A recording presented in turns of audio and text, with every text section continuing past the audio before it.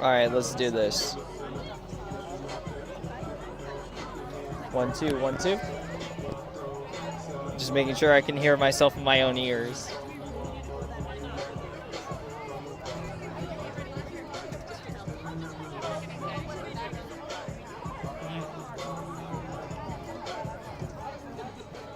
Oh, we're getting that again.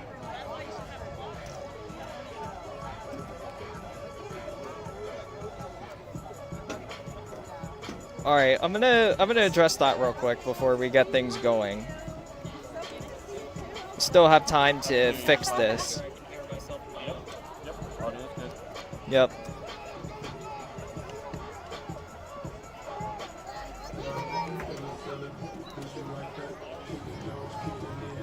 Okay, that's fine. That's fine.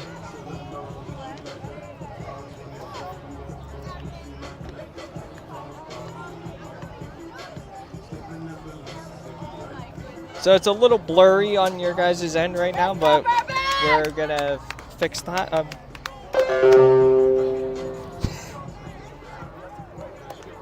That's one of the players' playlists for pregame that's playing over the speakers. It's actually a high-quality sound system here at Crescenta Valley High School tonight.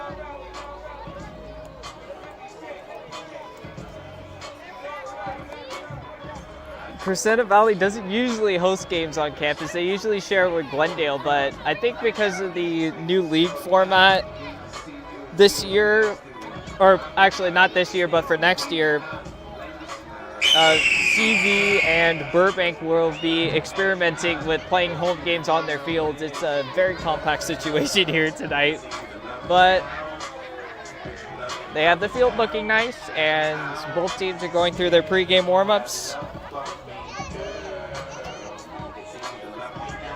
for tonight's game, which might be a top 4 matchup between the Burbank Bulldogs and the Crescenta Valley Falcons. I'm Bryce Narvaez, a junior at the Arizona State University Walter Cronkite School of Journalism, here live from Crescenta Valley tonight as we get you set for the Pacific League opener between the Bulldogs and the Falcons.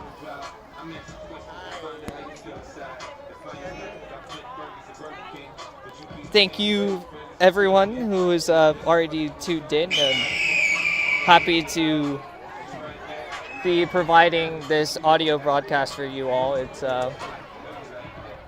something I wanted to do, is making sure that whether you're a parent, or you're a fan, an alumni, or just someone who's interested in the local teams of the San Gabriel Valley and in the San Fernando Valley, especially in the Pacific League, that these players, the coaches, everyone around gets the recognition that they need, and all of that to go beyond and get into NCAA football and potentially go pro. So according to the scoreboard, we have 23 and a half minutes until kickoff tonight. Again, this should be a top-tier matchup between these two teams. Burbank and Crescenta Valley.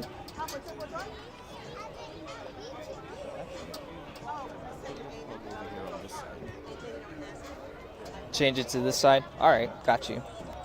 That way we can move this under. Yep. Because we actually have plenty of room. Yep. I'll already turn that on so that don't have any of those problems. So they're just going through a couple of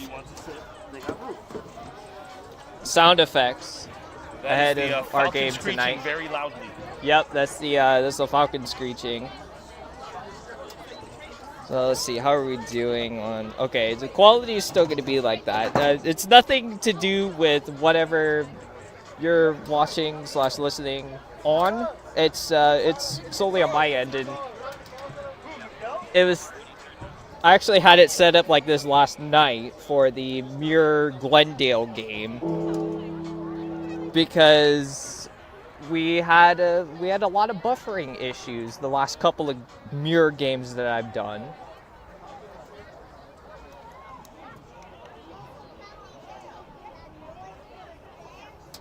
I'm going to work to fix that real quick so that at least you can see my graphics a little bit better.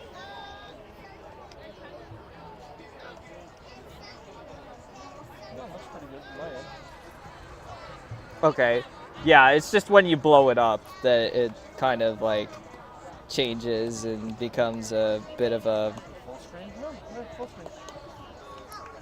Yeah, it's like that. Okay. It's not bad. It's good.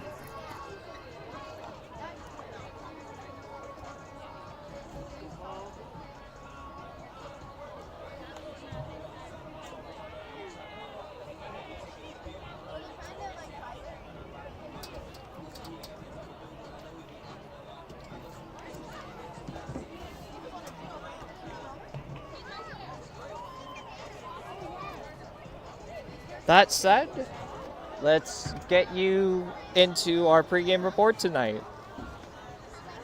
We're going to start with the Burbank Bulldogs. They come into this matchup, actually both teams do, on the season 2-1 overall. Bulldogs had a bye week last week, but they've had a very interesting schedule. They've played against Westwood High School. That's an Arizona school. Got the win. That was a first on-campus home game in a while for Burbank. I believe, if I'm not mistaken, the Bulldogs came away with the win 41-27. I'll check that just to be 100% certain real quick. Testing. 2 weeks ago, they were on the road in basically Reno, Nevada, playing against Galena High School, and Burbank came away with another win by a score of 52-9. 41-27. Yep, 41-27. There you go. I had it in my head. Good. And actually, if it weren't for the self-forfeit against San Dimas, Burbank would be 3-0, but they played someone who was ineligible and self-forfeit after winning that game 56-28. But Burbank is 2-1. Testing. Looking at how the Bulldogs were last year, they were 9-3 overall. They made round 2 of the Division IX playoffs, where they fell short to Highland of Palmdale by a score of 42-28. They finished last year in the Pacific League 6-1 for second place, with a very positive season for the Bulldogs. They're led by head coach Hector Valencia, if I'm not mistaken. Yep, there we go. Check 1, 2. Check. Looking ahead in the schedule for Burbank, they will be hosting the John Muir Mustangs, who played last night against Glendale. Next week, it'll be on campus at Burbank. To start October on the 3rd, the Bulldogs will be on the road at the Arcadia Apaches, who also won last night over Hoover. And then on the 10th of October, Burbank will be on the road at Pasadena High School for a tussle between the two Bulldogs. A couple of players to watch in tonight's game for Burbank. Quarterback number 1, Deshaun Laporte. He's a junior, and he's one of the passing leaders in the Pacific League so far through the first couple of games.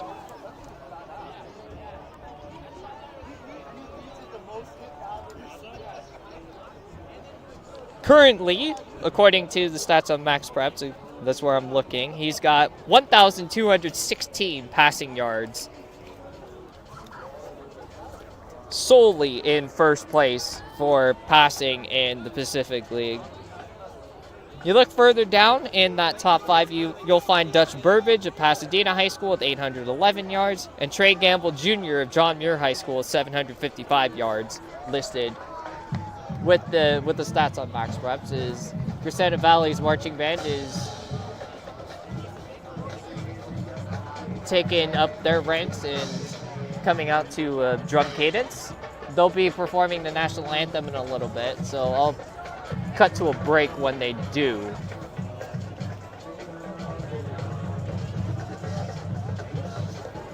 Some other players for Burbank to keep an eye out tonight. Number 4, Tyler Hudson, who is a sophomore. Senior, number 5, Elijah Pendleton. Senior, number 14, Exodus Freeman. Senior, number 17, Chase Miles.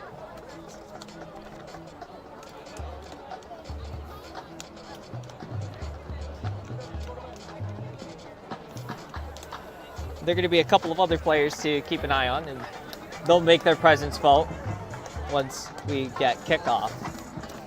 So now looking at Crescenta Valley. Crescenta Valley is also 2-1 overall. They played last week and lost at La Cañada High School 42-14. That was part of our hectic last week where John Muir was playing at St. Francis. You had Crescenta Valley and La Cañada, and then you had UCLA playing at the Rose Bowl.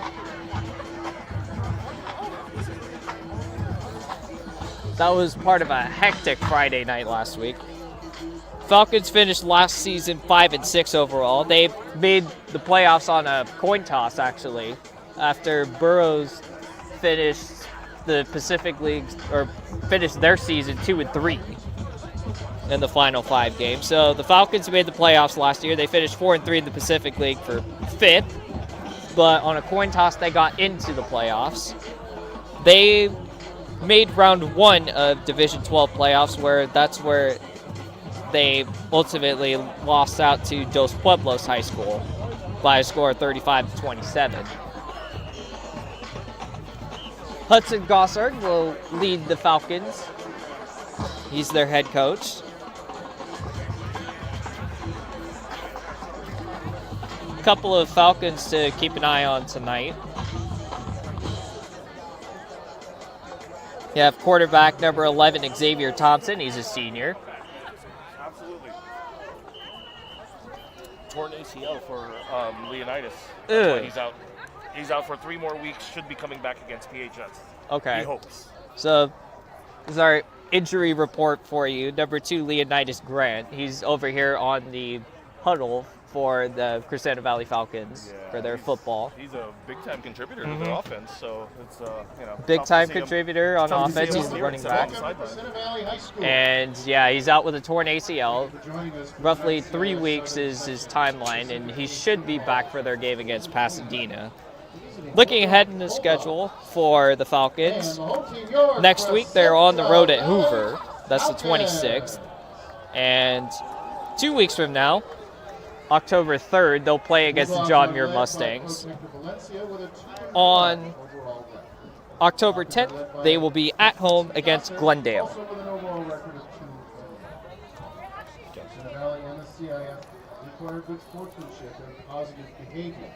Looking at how this game turned out between these two teams last year, it was all Burbank last year. 52-7, Bulldogs took the win. Out-of-town games in the Pacific League. 2 games yesterday, 1 game alongside ours tonight.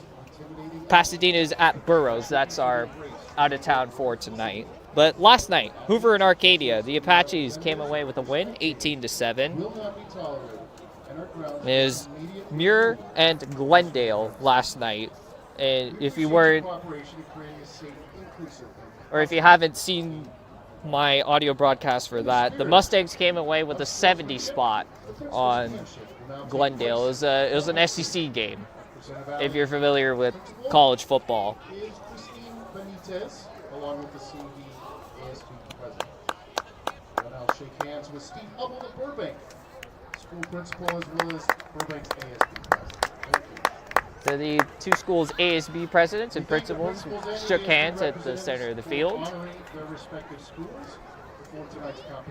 It's actually interesting that the Burbank sideline is this side, facing the fans. So you're going to have Crescenta Valley on the opposite side, but you have both squads' cheerleaders on this side, including the CV band when they perch. So I did get a reason for why the band or why the Falcons are over on the far sideline.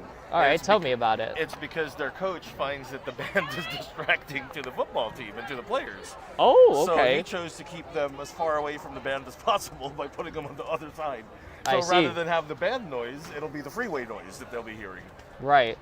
Although the band will be pointed at them. Exactly. So, Falcon fans. but I guess the distance provides a little bit of cushion.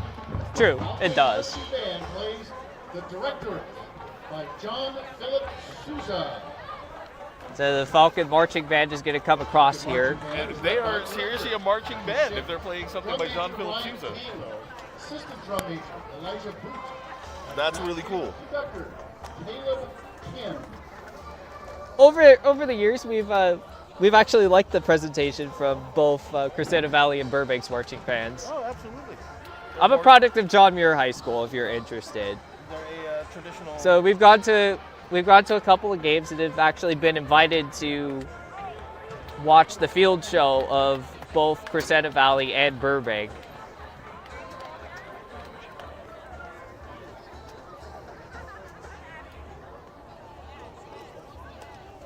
And for a bit of a fun fact about Crescenta Valley, I'm not sure if they're still doing it, but a couple of years ago, there's some smoke on the other side of the freeway. I'm not sure if that's like a fire or anything. We'll figure it out. But there is something. Somebody just started their barbecue. Yeah, it could be a barbecue. Friday night barbecue, something like There are that. houses over there on the other side. So a couple of years ago, again, I'm not sure if they're still doing it, but Crescenta Valley had this concussion technology. They were partnering with a local university for it, that they had these detectors in their helmets for the sort of like impacts the players were taking on the field. To measure the G-forces. Yep, to measure the G-forces. So if anything would trigger like an alarm or anything, they'd immediately get the attention of the coaching staff and sub that player out of the game. So that's actually kind of cool. Yeah, I'm not sure if they're still doing that. I don't see. Yeah. 'Cause there was somebody on the sideline with a totally different system. Yep. It looks like that what they have Ladies out and there right now gentlemen, is just a huddle. at this But time who we knows? ask I mean, that you please there's that rise table over for the there. presentation So- of the colors by the Right. Crescenta Valley Air Force Junior ROTC. All right, at this time is we're going to get the national anthem. We're going to step aside, go to break. When we come back, it'll be time for football between the Falcons and the Bulldogs, Pacific League opener. Maurice Mack.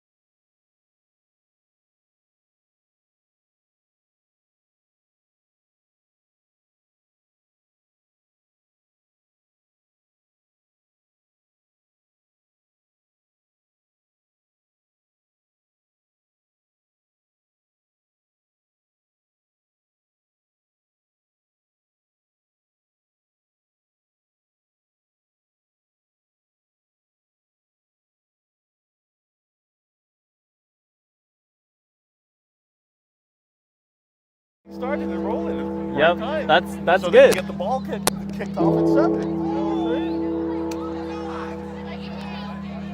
That's what I'm talking about. Efficiency. Yep, efficiency. Oh, As the two mascots are hugging it out in front of us. Hug it out, guys. That's cool. Yes. I don't think you see that anywhere else, man.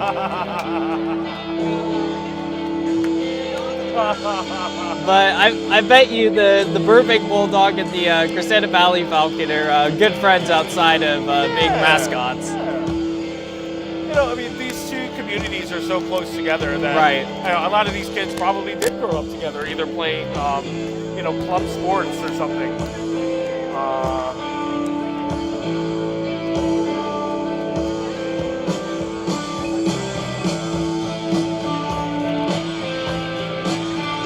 So yeah, interesting scenario here in Crescenta Valley is all of this that is here. The satellite map does Crescenta Valley no justice for I think the Trevor fact that Hoffman's they coming out of the bullpen.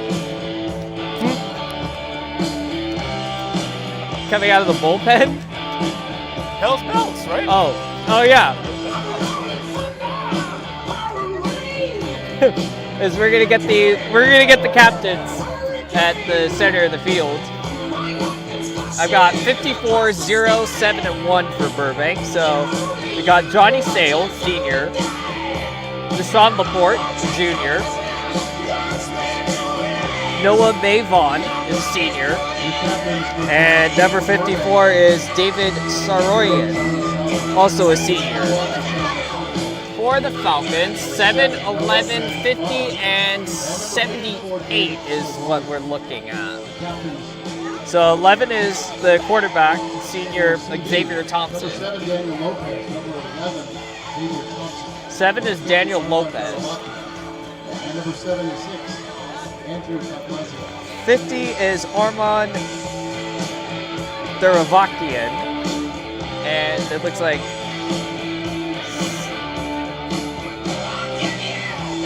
Looks like 78, that's Corey Weissman, also a senior for the Falcons. So Burbank's got blue helmets, white uniforms, white pants. All right, there we go. And we're about to get the verdict on the coin toss, so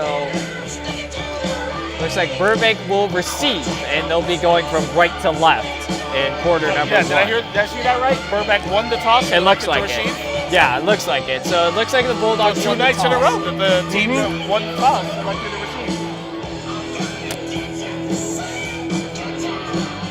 So both teams will return to their sidelines. The Falcons are going to come out in a second.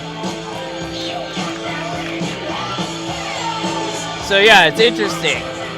Crescenta Valley uses the far sideline here at this kind of like really nice, but really compact setup in La Crescenta, California. So they use the opposite sideline from the press box of where the band sits because head coach Hudson Gossard, who leads the Falcons, doesn't want to be fully drowned out by the band. He wants to be able to talk to his players, so that's why Crescenta Valley will choose the opposite sideline. Ladies and gentlemen, your Crescenta And here come the Valley Falcons. Falcons.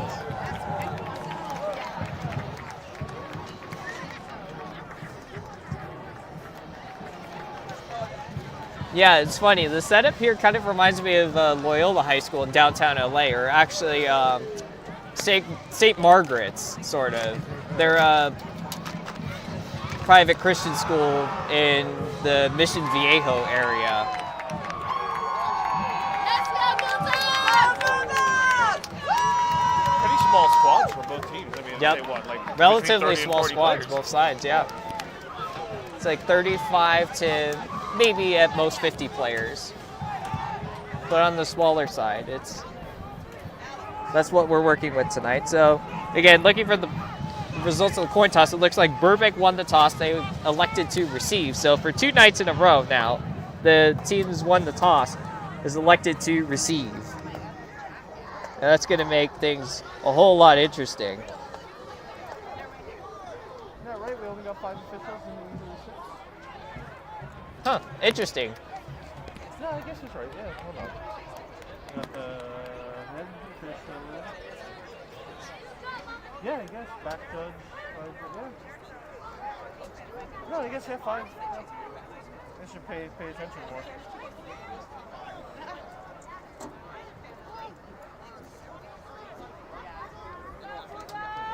Right away, watch on side. Yep. Kickoff team, even though it's the regular kickoff return team, you see the big uglies up front when they're Bryce You right got Alonso to kick it off for the the big Falcons. personnel up front for the Bulldogs. So yeah, it's obvious. With Crescenta Regular Valley kickoff looking return. to kick this away. Number 1 for the Falcons, that's Bryce Alonso. He's a senior. He will send this one away. Falcons with white helmets and dark blue uniforms set to kick this one off. And it's a onside kick fielded by the Bulldogs, number 51. And the Bulldogs will start with premium field position at midfield. That was Juan Hueso, the junior, coming up with the field, 51. So Burbank will start on the 50. And apparently I don't have to move my Sean Laporte icon. is at quarterback.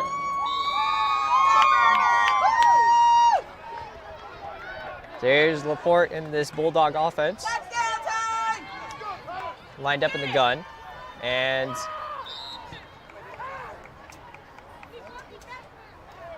Laporte, the ball carrier, a loss of 5 on the play. he took a knee. Down at 15 Yeah, that was weird. Why'd you from take a the knee right Bulldog away? 45. Yeah, why'd you take a knee? So a loss of 5.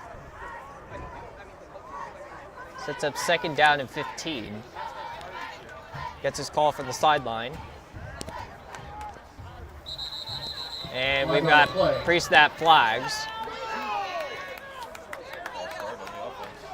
That's going to be a false start against the Bulldogs. It's a 5-yard penalty, and it'll make it second and 20. From the Burbank 40. It's an interesting start here. It almost reminds me of a tribute. Almost like the Johnny Gaudreau tribute in the NHL last year. Yeah, right?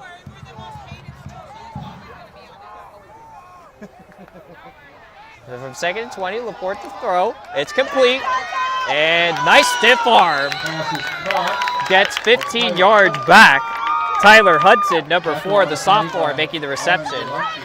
Gain of 15 makes it third down and 5. Gain of 14 on the play. It'll be 3rd and 6 from the CD 46.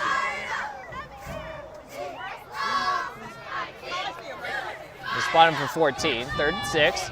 It's complete to Hudson again, and it should be there for the first down at the Crescenta Valley 39-yard line. Arlington launching in again with the tackle. It's a gain of 7 for a Burbank first down. 1st and 10 Do it again, Burbank. Do it at the again. 39-yard line.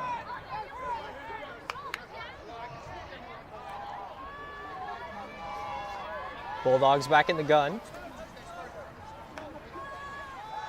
Laporte takes a couple of steps, rolls out of the pocket, Run it. Oh, fires a that's why I should've ran it. bullet, and it's incomplete. The intended receiver is number 5, Elijah Pass Pendleton. defensed by Xavier Yeah, a Thompson lot for the of room to Falcons. run. Yep, there was a lot of room to take off. From the CD. Crescenta Valley's playing a zone coverage.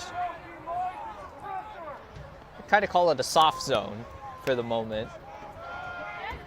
Makes it 2nd and 10.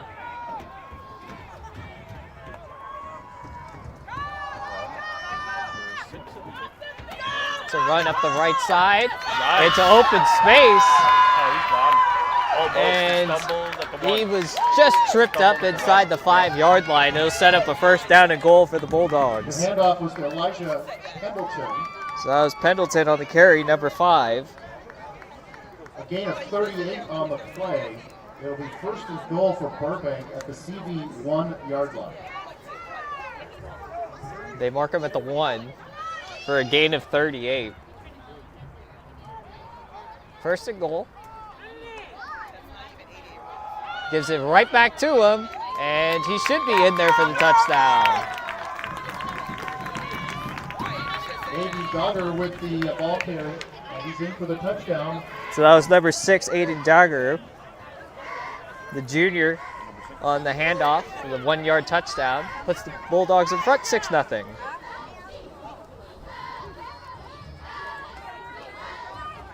Pending the point after. It is up, and it is good. Makes it 7. That was number 32 on the kick. Ryan Mendoza, senior for the Bulldogs, for the point after. 9:38 left in the first quarter. It's Burbank 7, Crescenta Valley nothing. I call that a bit of a lull drive from the Bulldogs. Pretty quick strike. You had the loss of 5 and then the false start penalty, but then they got cooking and got in there for a 6.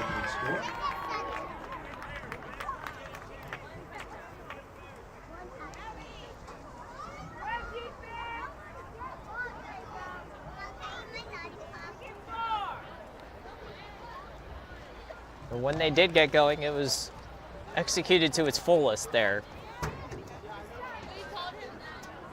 That was a pretty convincing drive. Yep, pretty convincing. Laporte was 2 for 3 on that drive. On completions, 21 yards. And a big run from Elijah Pendleton for 38. Capped off by Aiden Dagger for the 1-yard score. So Burbank will kick this off. Mendoza will send this one. It's up in the air, and it goes to 10 yards. It looks like it's recovered by Burbank. They caught the Falcons napping. They caught the Falcons napping. They said, what you do, we can do better. So it'll be Burbank 1st and 10. 47-yard line. Back at the 47 of the Falcons is where Burbank will get this drive going. Number 7, Noah May Vaughn. So that was Noah May Vaughn on the recovery for the Bulldogs. And they have it 1st and 10. Once again on the 47-yard line of the Falcons. Deshaun Laporte is at quarterback for the Bulldogs.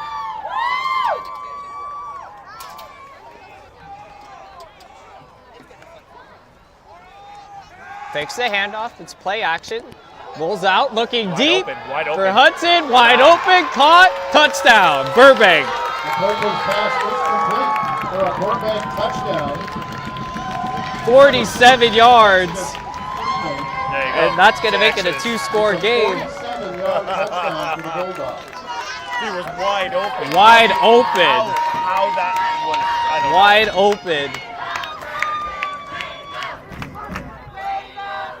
That was Tyler Hudson, the sophomore.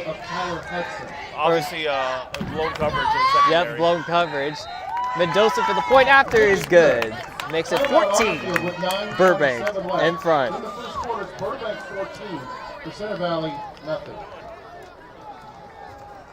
The Bulldogs went 47 yards in one play, taking 9 seconds to score the touchdown. We have 9:27 remaining in the opening quarter, and it's already a 2-score Burbank Bulldog lead.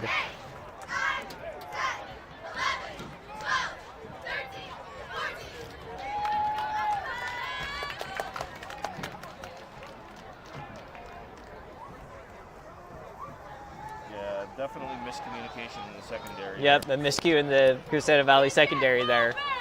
Because it looked like he just ran a fade route. It was one of those fades. Receiver. And I don't know, the corner and the safety just lost him back there.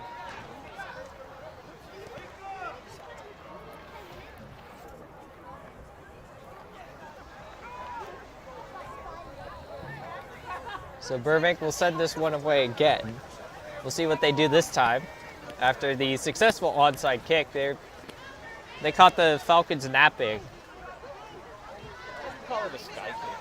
Yeah, it was one of those sky onsiders Yeah, that traveled the 10 yards. It actually looked like it traveled 12 or 13 yards, but there was nothing but white jerseys on that.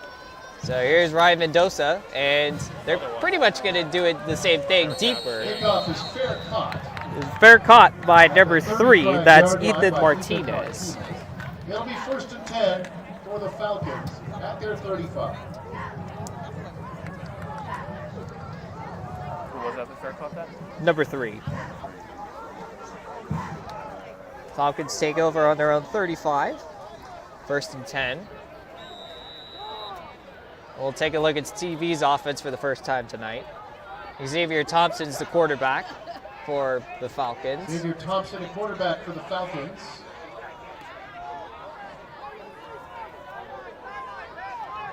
Alright, let's go, Falcons. Something. Timeout is called by the Falcons. Crescenta Valley's going to burn a timeout. Well, they didn't like something. There's a couple of miscues, and head coach Hudson Gossard was there to immediately stop play. I mean, we're only 3 minutes in. 2.5 minutes in, we're already using the first timeout. They Right. got rattled. They got rattled by those first Yeah, quarters, I that start from Burbank has the Falcons on their back foot right now.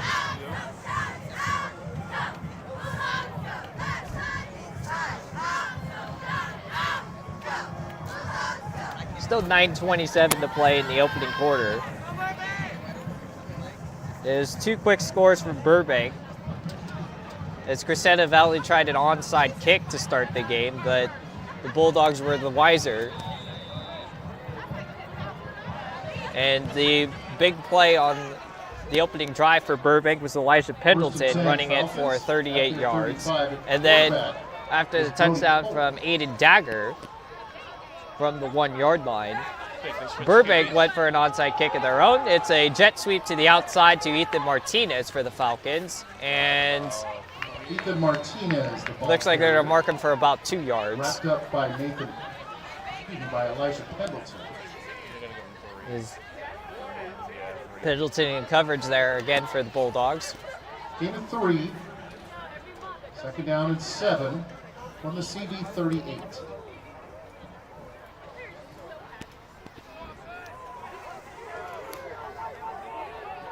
Burbank recovered their own onside kick and then immediately scored. Laporte to Hudson. Here's a deep shot from Thompson. It is caught! And he will get into the end zone for the score. Thompson finds Nathan Karsten, number 5, on the deep route. 63 yards on the touchdown. And I think we're going to have a shootout tonight, so that was 11-5.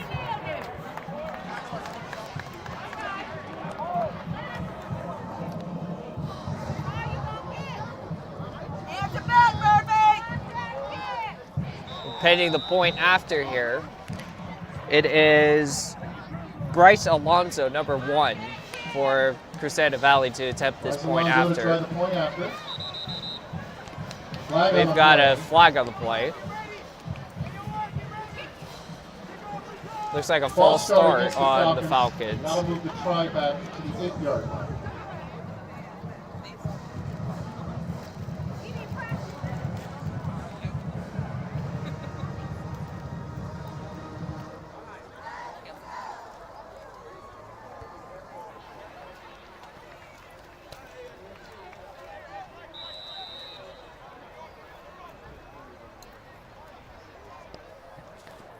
Phoenix Venko is the holder.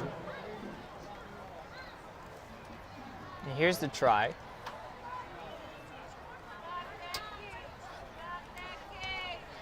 It's up, and it is through. Makes it 14-7 in favor of Burbank. 40 left in the first quarter. It's Burbank 14, CV 7. So that was interesting. On the first play, they had number 11 lined up as the QB, and then they called timeout. And then they brought in number 6 as the QB to hand it off, I think, right? Number 6. Okay, that was. Oh no, who was that? It was a different QB. Their other QB's 10. Oh, maybe it was 10. Okay. So they brought in number 10, I think. For the jet For the sweep? jet sweep. And then on the next play, on the second And then down, they brought went in back to number 11. Yeah. Okay. It's a bit of a personnel matchup. Yeah, I'm not exactly sure what happened there, but yeah, 11. Bryce Alonso. It looked like one that lined up as QB on first down, and then the coach quickly called timeout. So Yep. I don't know what that was about. So Brody Cole was the other quarterback Tyler for the Hudson Falcons. is back deep in the middle for Burbank. Let's see what the Falcons do on this kickoff. It's a sky kick. It looks like it's going to go out of bounds. It Kickoff does. goes straight out of bounds. So that's going to give the Bulldogs some extra yardage. Flag on the play.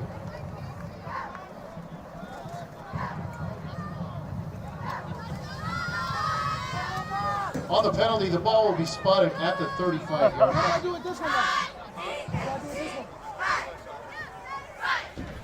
Burbank starts on their own 35-yard line.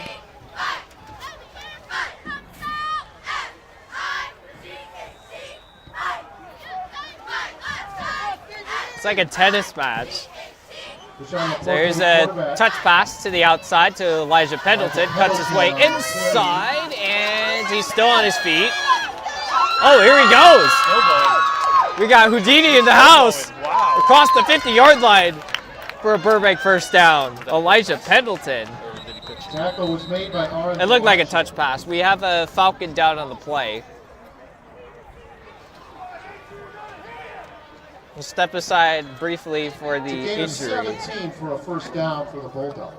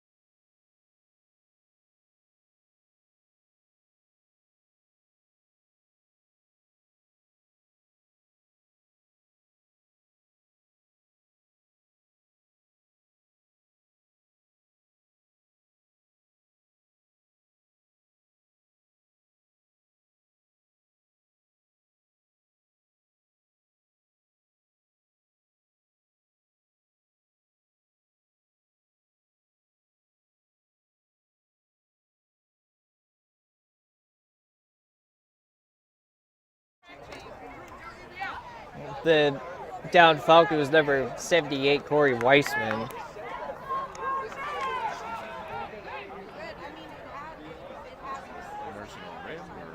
Something. Defensive lineman, senior. Yep, senior defensive lineman for the Falcons. And one of the captains of this team.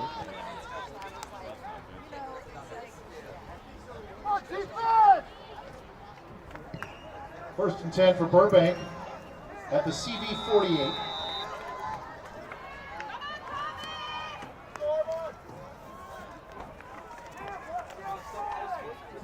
So Burbank with a first and 10 from the 48 of Crescenta Valley. Laporte fires it deep looking for Hudson. It's just underthrown. Laporte's pass was intended for Tyler Hudson, defended by Nathan Hurston. Looked like he was looking for the receiver to run the out route, and the Yep. receiver ran a fade or a streak or whatever you want to call it.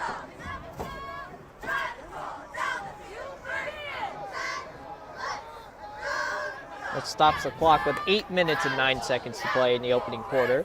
Burbank up 14-7. And in possession of the football.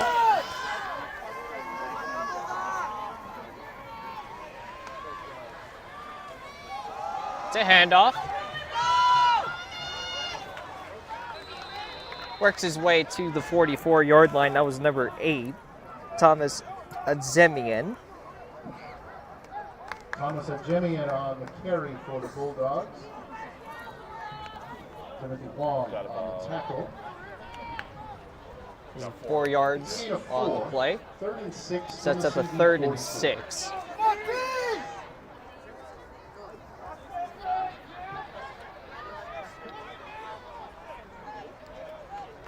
Let's see if Burbank can pick this one up. Laporte fires. It's complete to Hudson for the first down and more. Down to the 15, through the 10, to the 5. Touchdown, Bulldogs. Tyler Hudson making his presence felt for the 2nd touchdown of the night for him.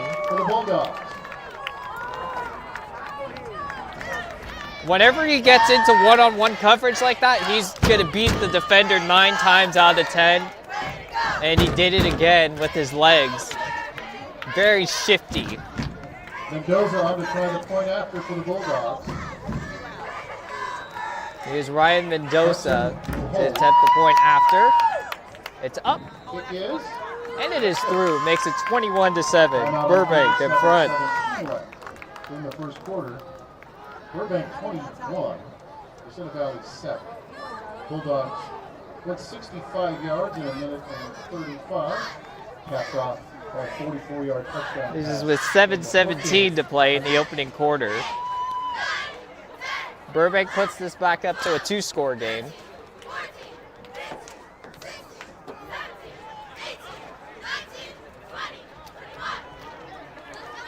They're going to be tired by the end of this game. Oh my God.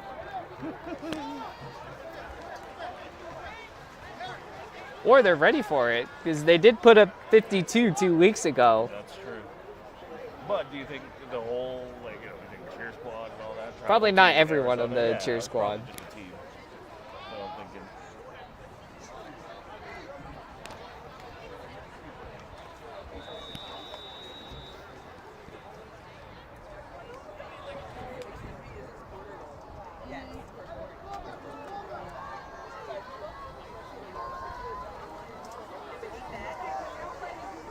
Mendoza to kick off.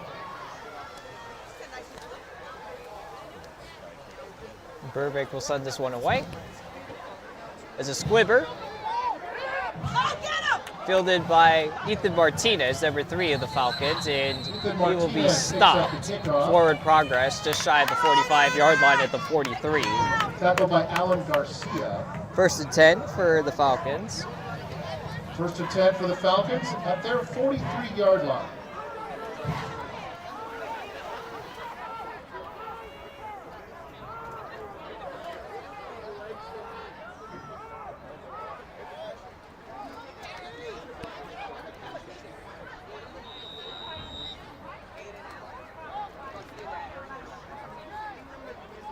Looks like Brody Cole, number 10, is at quarterback to start this drive for the Falcons. Is a quarterback for the Falcons? Yep, number 10.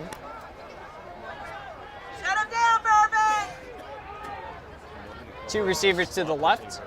It's Martinez in motion. Fakes the handoff, and Cole will take off on his own. They'll spot him for about 3 yards, makes it 2nd and 7. Was the first in for the Bulldogs. A gain of 3. It's 2nd and 7 from the CV 46.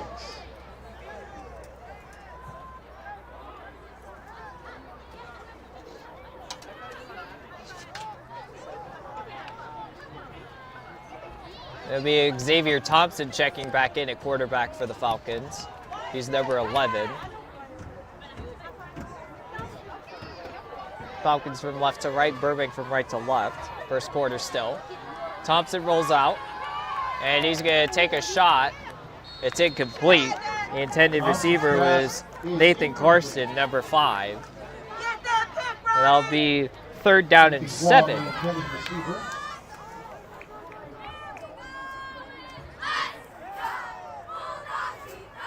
Ronald Gordon defending the pass.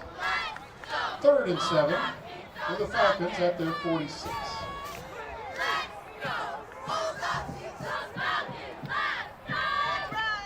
Still Thompson at quarterback for CV.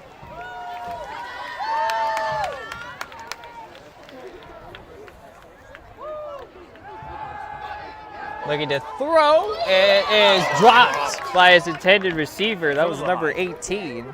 He was looking for Parker Ray, the tight end. And it's 4th down for Crescenta Valley. It was in his hands and then out. Pass is incomplete. It looks like the Falcons are going to go for it and try to pick up these 7 yards. 6:20 to play in the opening quarter. Down 2 scores.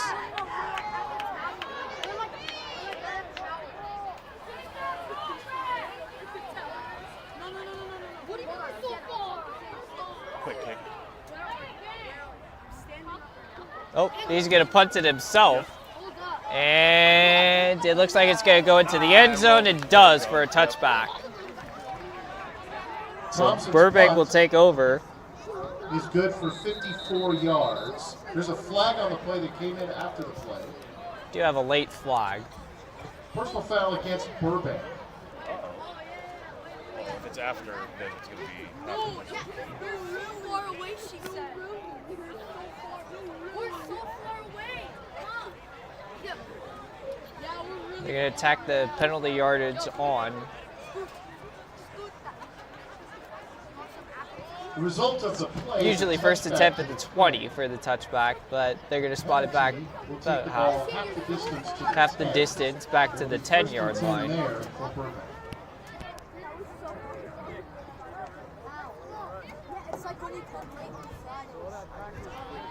Burbank will start this drive backed up. Again, up 2 possessions.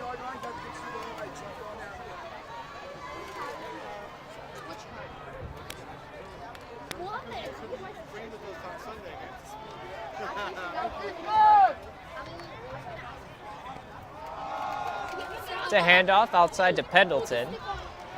And he's going to work his way across the 25-yard line. Good enough for a first down. Elijah Pendleton, the ball carrier. Adrian Garcia on the tackle. Gain of 16 and good for a first down for the Bulldogs. 1st and 10 at their 26.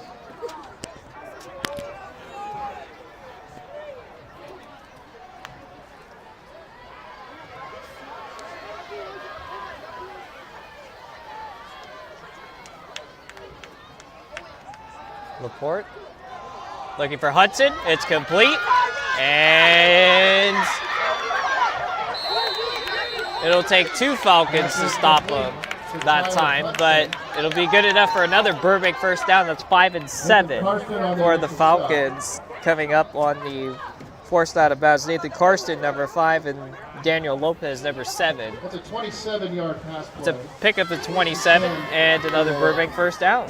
Burbank at the CD 47.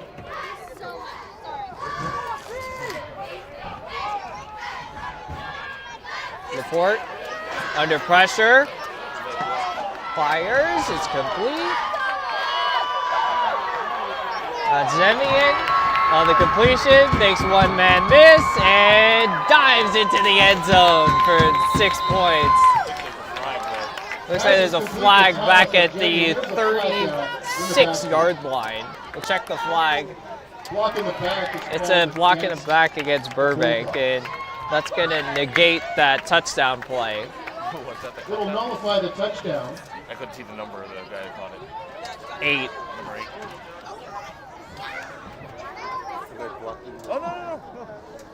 The numbers are small sometimes. It's hard to see. Especially with on the other side of the field. It's a 10-yard walk-off from the line of scrimmage. 1st and 20 for Burbank at the 43.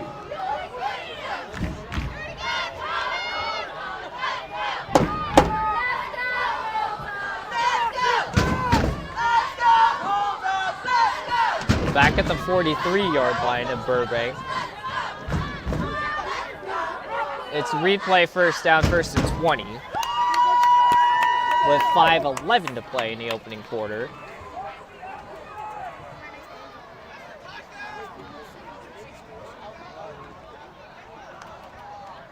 Laporte rolls out of the pocket, and he's going to keep it himself. He'll get some of that yardage back. It looks like they're going to mark it for 11. They'll set it up 2nd and 9. Back on the other side of the 50-yard line. Gain of 11 on the play. It'll be 2nd and 9 at the 46.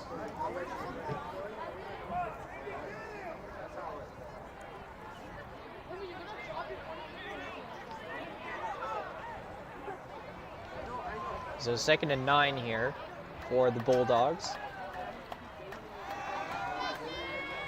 Laporte under pressure, and he's going to slide for a loss of 1. The ball carrier slides down. It's going to make it 3rd down and 10. Loss of 1 and a sack. 3rd and 10 at the 47 for the Bulldogs.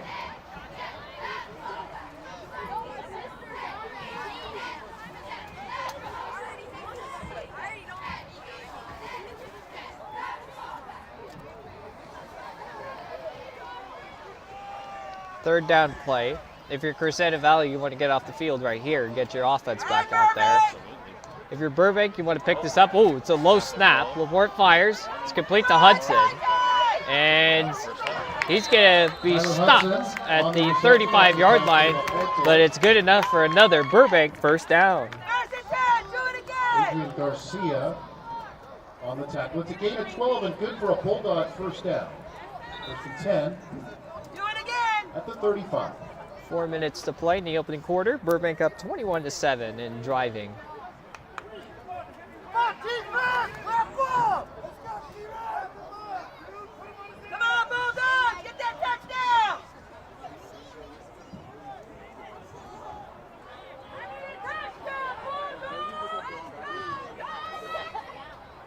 Right in the end zone! It's interesting that a couple of the early games in the Pacific League might decide how they're going to finish. Laporte under pressure rolls out of the pocket. He's going to take off himself. He's got a lot of green grass to run, and he's going to be stopped on the other side of the 15-yard line, but that's another Burbank first down. It's a gain of 22. It'll be 1st and 10 for the Bulldogs at the CIF-SS. So 13 is where this play is going to be snapped from. The clock stops every time they go out of bounds.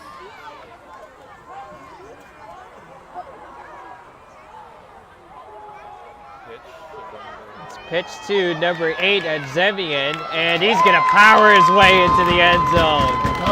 So he's got his touchdown finally. Touchdown for the Bulldogs. That's going to give the Bulldogs a 27-7 lead for the moment, pending the point after.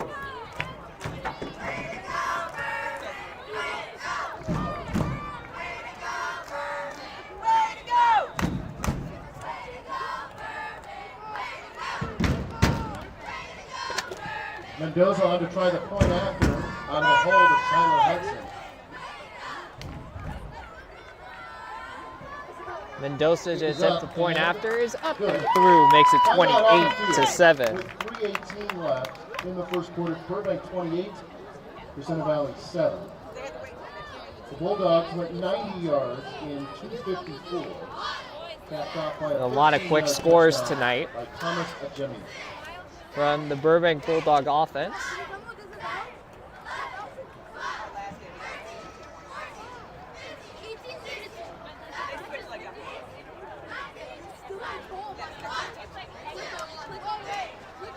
It's going to leave most of this Crescenta Valley, or most of the people on the Crescenta Valley side, stunned that their Falcons are down 28-7 so early in the ball game, but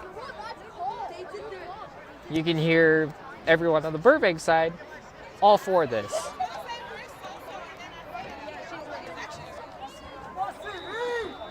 And the Burbank Pep Squad is getting their reps in. Mendoza to kick off. So what I'm wondering though is, so they've been doing all the leg kicks with their right leg.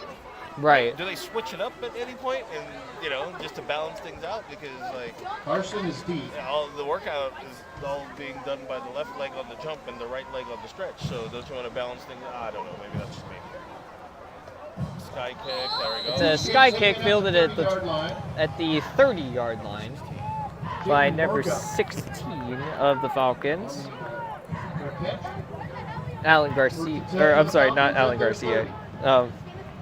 Jaden Murga, number 16 for the Falcons on that.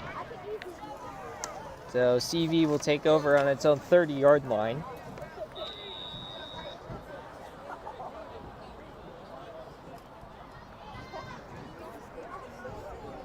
.3:16 to play in the opening quarter.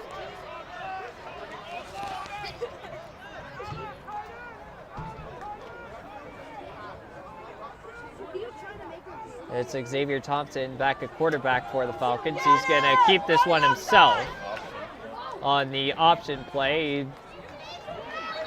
Will be marked for Xavier Thompson, 5 yards. It looks to be at the 35. Yep, they're going to spot him at the 35 with 5. On the stop for the Bulldogs. It's a gain of 5. It's 2nd and 5 for the Falcons at their 35.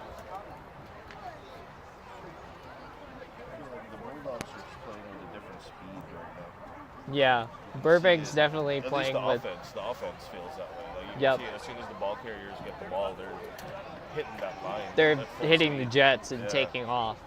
Yeah. Thompson will hand this off and going nowhere. Ball is Loss of fumbled. 1. Recovered by Gunnar Herman. It was number 25, Gunnar Herman. Loss of 1 on the play. It'll be 3rd and 6 at the 34. Makes it a 3rd down. I like this guy. This Yep. PA announcer. This is what the PA announcer should do. This is how it No should be. shout outs during the action.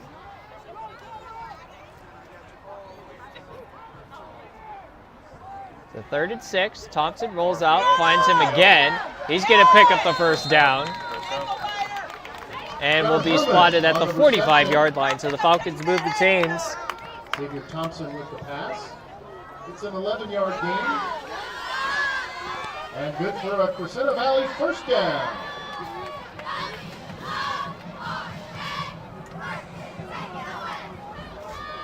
They didn't have the Elijah Falcons reaching. Pendleton on the tackle for the Bulldogs. Is that the thing that they do, remember, every first down? It's like, "Ah!"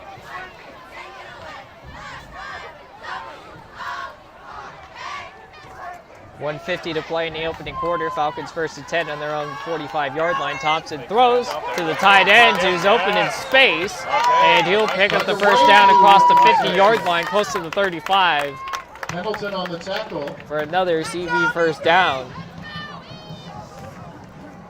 Gain of 17. That was on the Parker play. Ray, number And good 18 for on the another reception, Crescenta the big Valley tight end. first down. I like it. 1st and 10 at the 38 for the Falcons.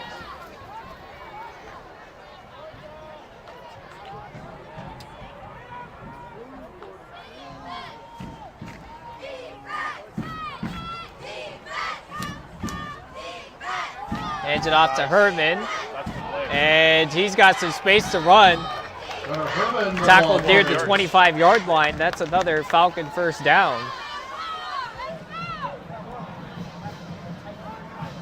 It's a gain of 11. Stopped at the Gunnar with 27-yard the line. tackle. Once again, that was Gunnar Herman, number 25. At the Bulldogs, He's the big 27. power back for CV. Big body, yeah.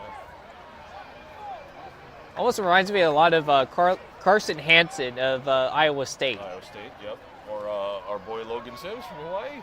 Yep, Logan Sims, or Landon Sims. Landon Landon Sims. Sims, number 30 of the Hawaii Rainbow Warriors. Big Landon There you go to Martinez on the carry this time. Ethan Martinez. He's the going to ball pick up carrier. about 6 yards, just shy of the 20-yard line. Kayman Valencia on the tackle. Ethan Martinez, number 3 that time on the carry. Gain of 5 on the play. 2nd and 5 at the 22.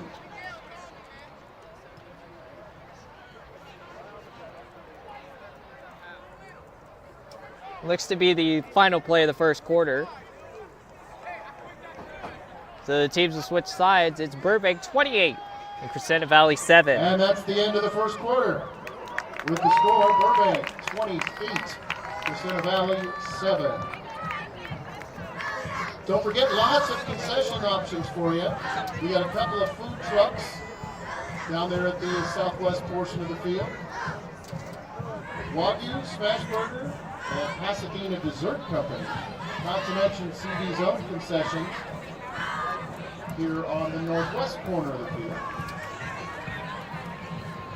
The 22-yard line of Burbank is where Crescenta Valley will start the second quarter, with the team switching sides at the moment.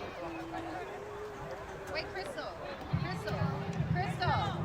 you ask Soso if she has to go to the bathroom? If she has to go to the bathroom.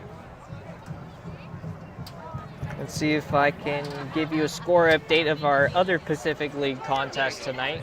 The rival of the Burbank Bulldogs, the Burroughs Bears, are playing against the Pasadena Bulldogs tonight. That's right.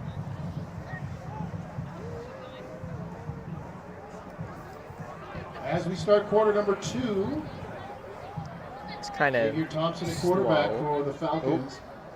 Second down and 5 at the Burbank 22-yard line.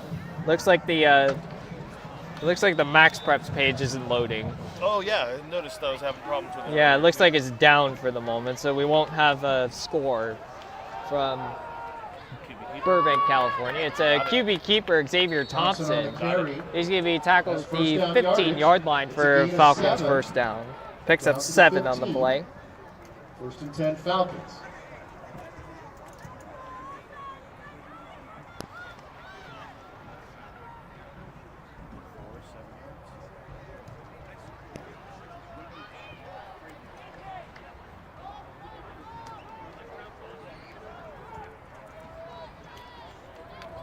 Thompson with Martinez in motion. It'll be an empty set. They're going to hand it back off to Gunnar Herman, number 25. He's going to be stopped for a 2-yard gain. Ball carrier.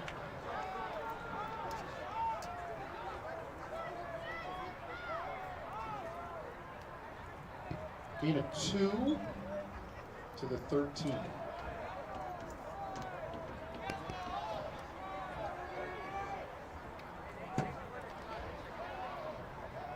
Second down and 8 from the 13.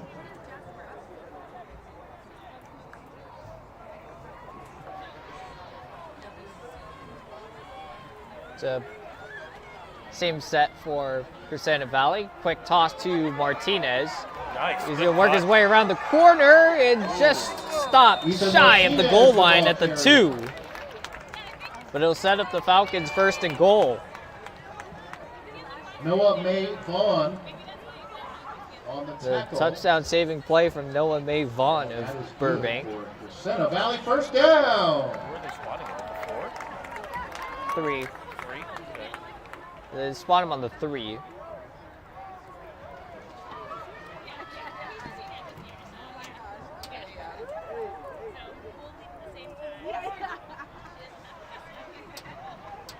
Well, this is actually really smart by CV to try to take as much time as they Yep. can to keep Burbank. Keep the Burbank offense off the field.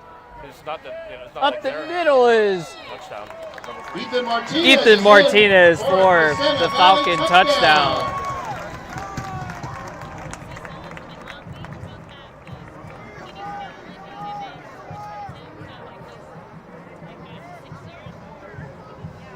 So the Falcons trying to claw their way back into this game with those talents of theirs.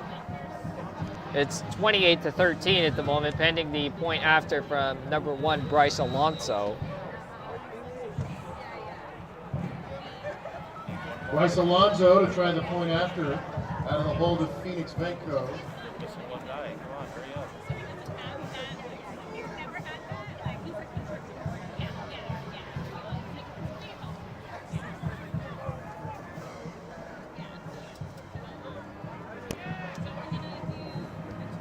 Kick is up, and it is Up good. and through, makes it 28-14. There it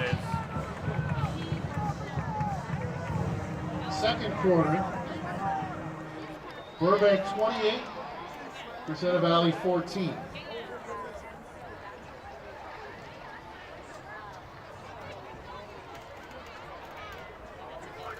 Falcons go 70 yards in 4 minutes and 44 seconds. Capped off by a 3-yard run by Ethan Martinez.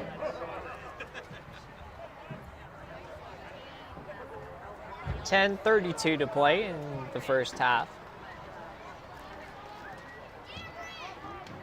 And Alonso will send this one away when they're set.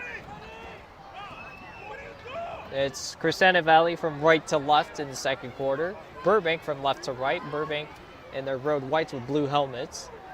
Crescenta Valley in their home dark blues with white helmets.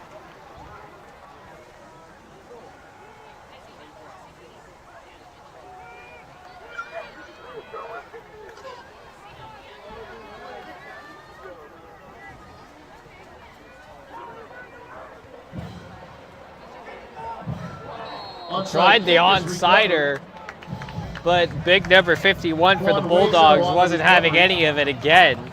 He's come up big twice on those onside kick plays. It's one whistle. Or at least that's what I have on the Burbank roster. Good hands by him. Yep, good hands. Deshaun Laporte remains at quarterback for the Bulldogs.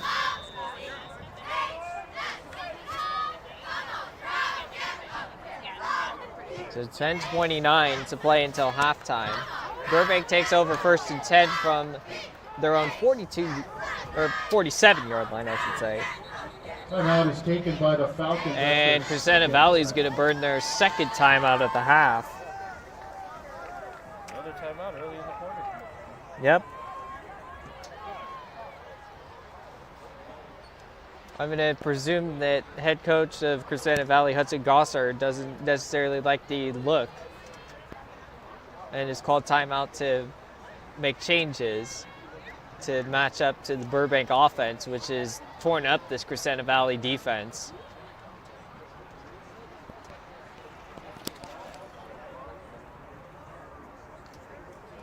So 28-14, Burbank in front and starting this drive on their own 47-yard line. Just shy of midfield.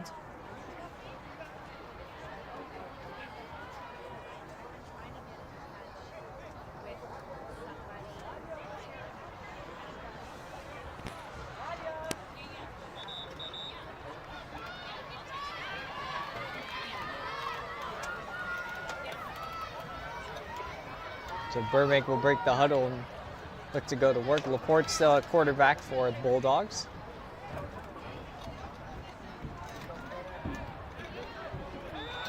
And at the tailback is number 8, Thomas Odzemian.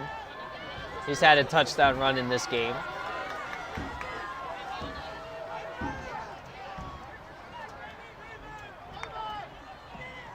Laporte to throw. He's looking deep, and it's incomplete. Intended receiver is number 14, Exodus Freeman. Just kind of underthrew his receiver there. A little bit of a miscue on the fade or streak. 2nd and 10 from the 47. They'll try it again, 2nd and 10 from the 47. Same spot. Yep, he was looking for the, yeah, exactly. He was just saying. There's a flag on the play. I thought he was going to go in. He went out. And there is a flag in the backfield at the Burbank 39. It's going to be a hold in the offense. It looks like it's going to be a hold against the Bulldogs, and they'll back them up 10. Holding So it'll still be first down, but 1st and 20. Penalty. Back to the 37. It'll be 1st and 20 for the Bull.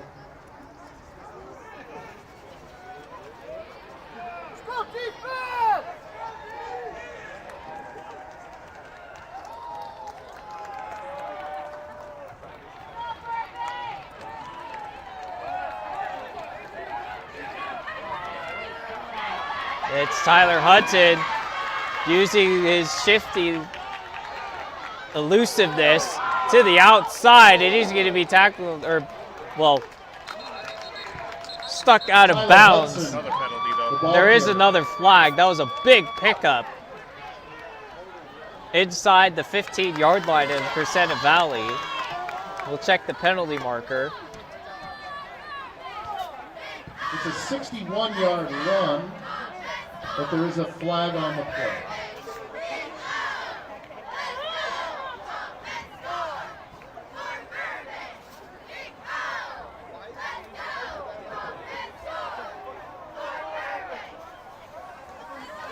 It looks like it's going to come back against the Bulldogs.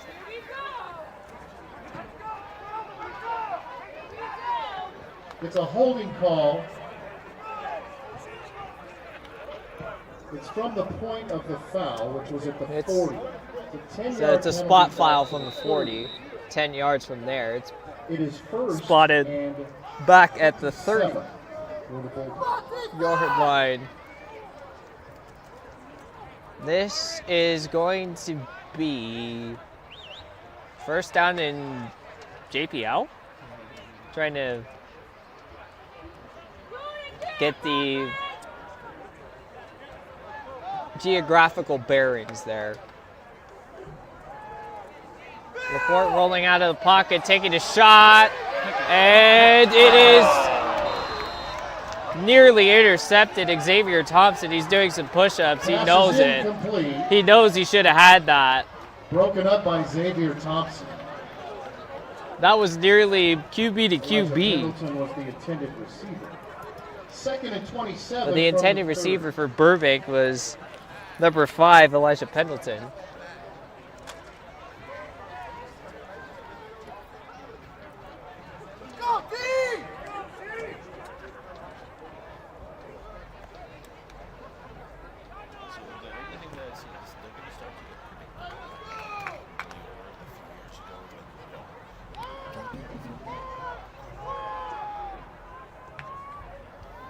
It's a high snap, but it's Elijah Pendleton, and he's going to be tackled for a loss of 1.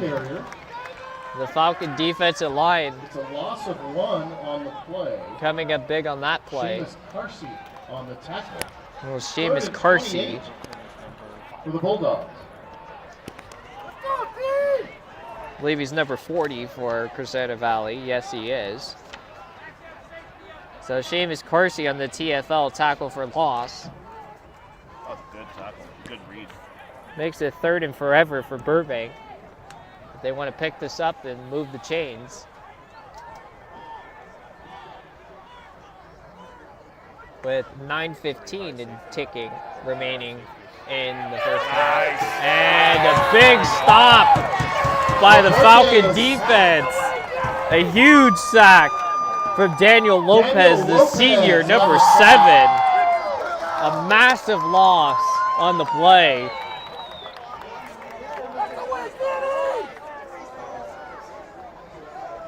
It'll be 4th and a mile back from the 16-yard line. So a loss of 12 on the sack. 4th and 40 for the Bulldogs. So Burbank will punt this one away with 8.5 to play. It's a liner, and it takes a Falcon bounce. It'll be spotted still on the same side of the 50, back at the 42-yard line. So about a 37-yard punt. Punt is good for 26 yards. Or 26-yard punt from the line scrimmage. Yeah, it was from the 17, the line of scrimmage. Yeah, line of scrimmage was 17. And so it was a 26-yard punt. Falcons take over 1st and 10 from the Burbank 42.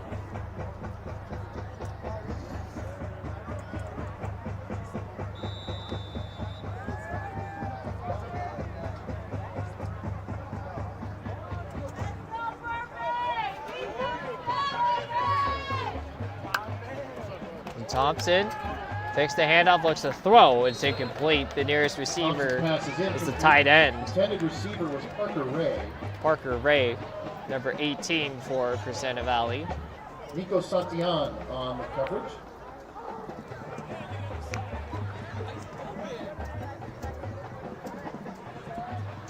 Second and 10 from the 42 for the Falcons. Burbank still in front 28-14. 8:16 to play in the half.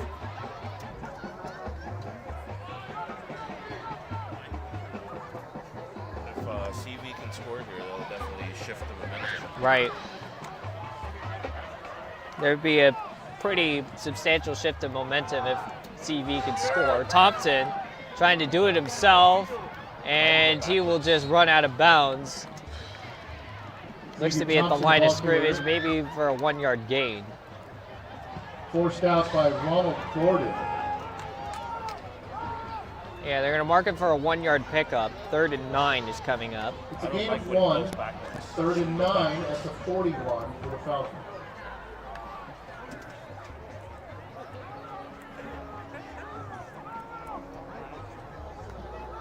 So 8 minutes and 3 seconds to play in the half. Empty set for CV.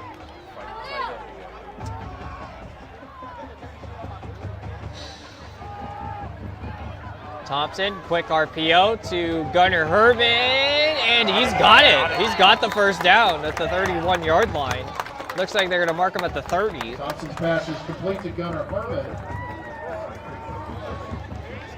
Most of those yards were after the catch. 11, make it 10 on the play.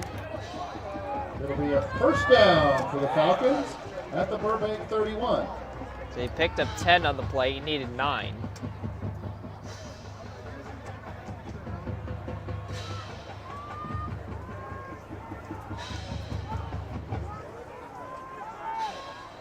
Play action, sneak the tight end out. Ethan Martinez in motion. There is a flag, and it's a Ball is fumbled. fumble There's a ball. flag on the play. Again, there Ball is a flag on recovered the by play. Falcons. That's getting predictable, putting it back in motion and then inside handoff to the wing. Check the penalty marker And here. that's the second time he's fumbled. on Herman that. was the ball carrier. Flag on the play.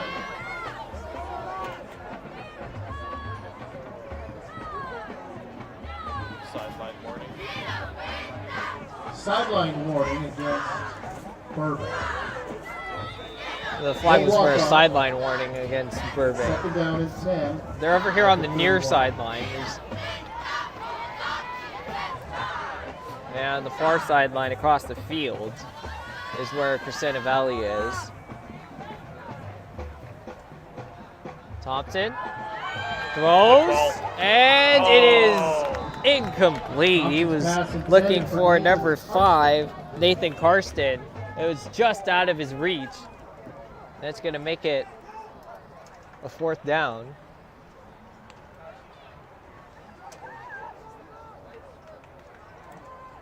Or scratch at 3rd. They replayed the down. 3rd down and 10 from the 31. Oh, good play.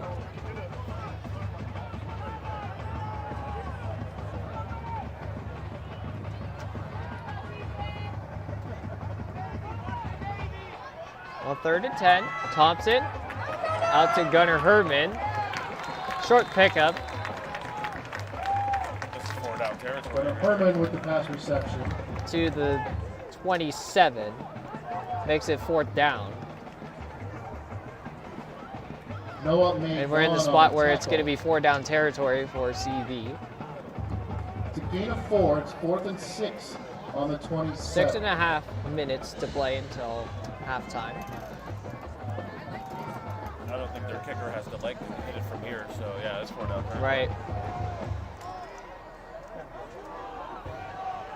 It would be a 40-plus yard field goal try if they did bring out the field goal unit, but again, Falcons going for this. Most high school kickers don't necessarily have the leg from there. Thompson is sacked for the turnover of downs. It looks like a Zemian, number 8. Joaquin Soriano on the sack. Oh, I'm sorry, Joaquin Soriano.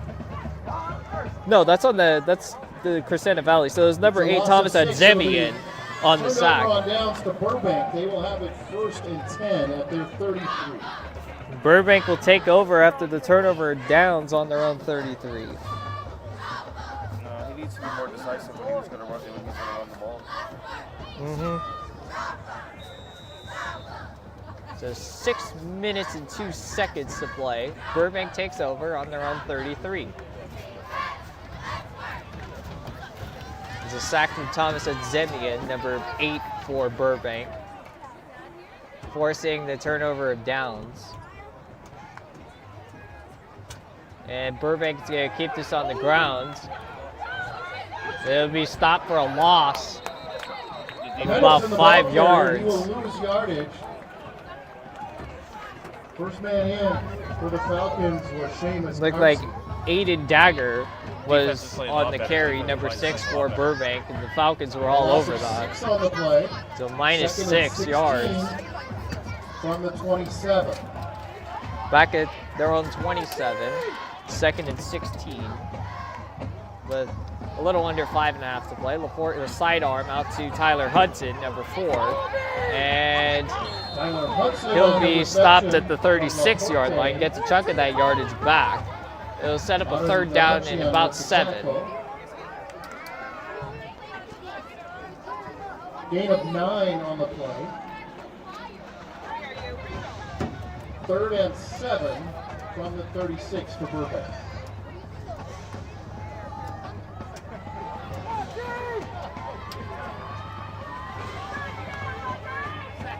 Laporte throws. It's complete to Hudson. He's dropped shy of the line to gain at the 42-yard line. It'll be a 4th down and 1. So he picked up 6 yards on the completion from Laporte to Hudson. And we have a penalty marker. It looks like it's going to go against CV. Burbank was able to get the defense to jump off sides, and that's going to give the Bulldogs a 1st down.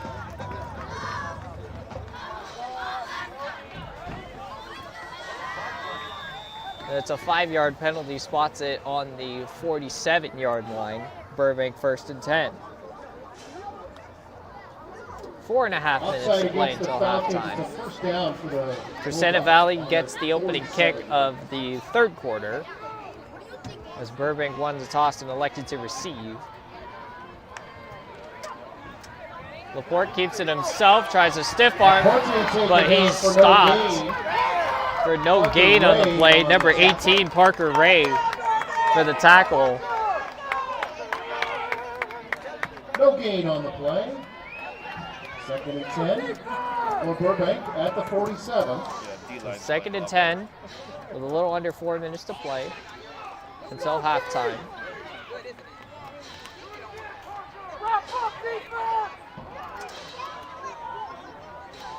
So pistol set for Burbank. Quick toss to Elijah Pendleton, trying to go around the outside. 1 tackle missed, and he's going to get the 1st down and more across the 45-yard line. There is a penalty marker that's spotted on the Crescenta Valley 47-yard line. We'll check the flag. Flag on the play.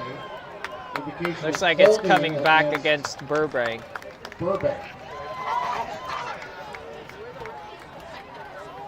Adrian Garcia on the tackle, but the play will be nullified. The walk-off will be from the spot of the foul, from the 50 back to the 40. So they'll spot it back at the 40-yard line. It's a spot foul once again. 2nd and 17 for Burbank at their 40. And 3:34 to play until halftime.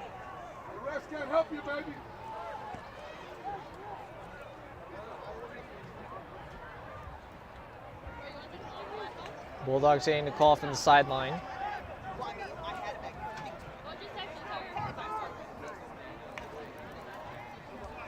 Laporte rolling out. There is another flag. It's complete to number 7. Is complete. That was Noah May on Vaughn the reception. with the catch. And 12 on the play. It'll be 3rd and 5 at the 48. So they picked up the flag. So no penalty, makes it 3rd and... Pick it up. Or it might have been somebody's towel. I don't know, it looked like a yellow penalty marker to me. There's a flag on the play. Yeah, it seemed like as soon as the play was snapped, the line judge threw the flag. Illegal shift. That's an illegal shift against Burbank. That's a 5-yard penalty. There'll be a 5-yard walk-off to the 35. The down will remain the same. The replay second down. It's second and long coming up. At the 35-yard line.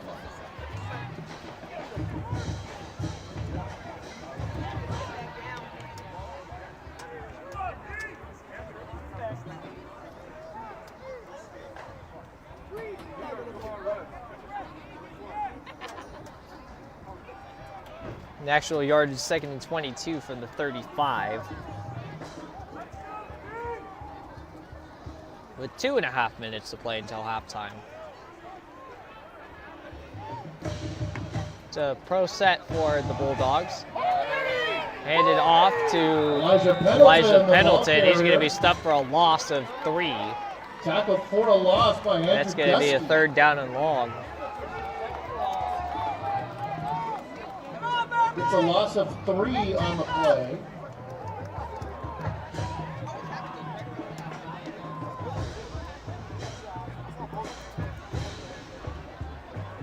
It's back at the 32-yard line now.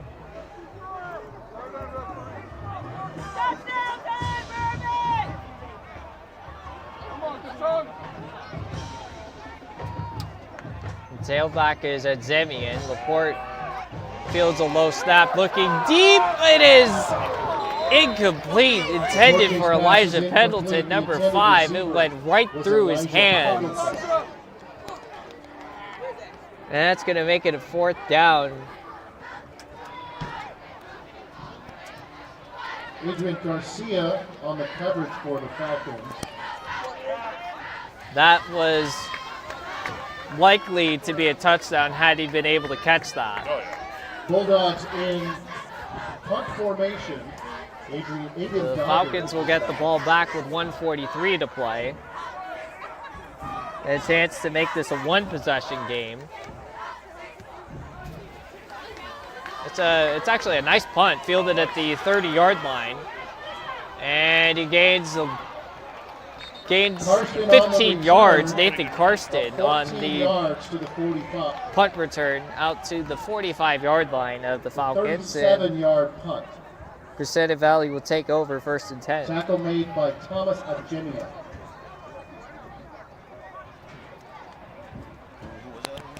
Who was the return man? 5 on the return. So I didn't even notice. Yeah. I didn't know this either. That was a pretty good kick. There should be a punter listed on here. Timeout is called by the Falcons. That is their last timeout of the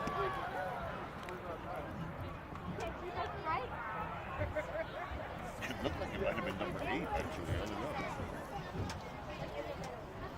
And then he got downfield to make the tackle. Maybe. Thomas Agemian, number 8 for the Bulldogs. The Falcons spend their last time out before the start of this drive. Again, I think Hudson Gossard, the head coach of the Falcons, didn't like the set he saw. And so the Falcons have no timeouts.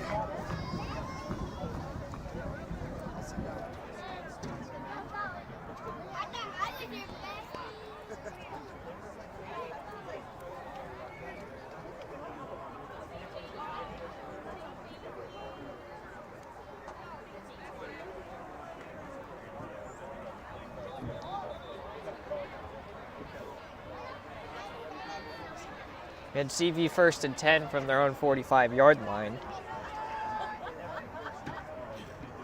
Trying to make this a 1-possession game.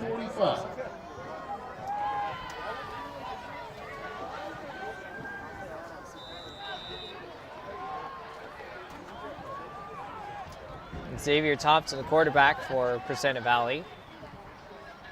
Throws, it's incomplete. Intended for Parker Ray, he didn't turn around. It was a quick RPO, and he was thinking that his quarterback had time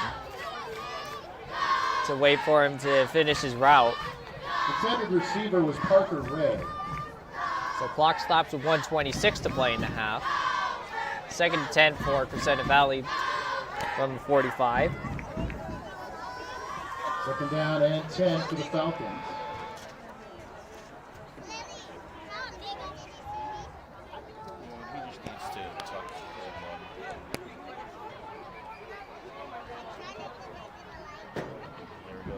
inside handoff.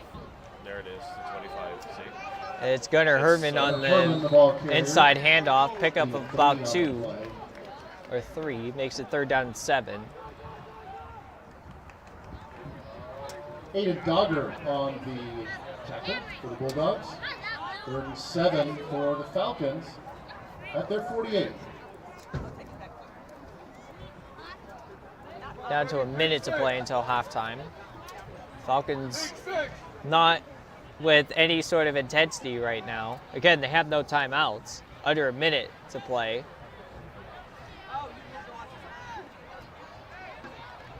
An interesting chess match between these two teams. Falcons break the huddle and will now line it up. Thompson rolls out. There it is. He's going to take off, and he'll be stopped shy of the 1st down marker. It'll be 4th down and 1 at the Burbank 46-yard line. Aiden Dogger on the tackle. 4 down territory again for the Falcons. They break the huddle quickly with 13 seconds to play in the half. A little bit of personnel miscues, and we'll see if they get the snap off in time. There are flags on the play with 4 seconds to go. That's going to be against the Falcons. They weren't set.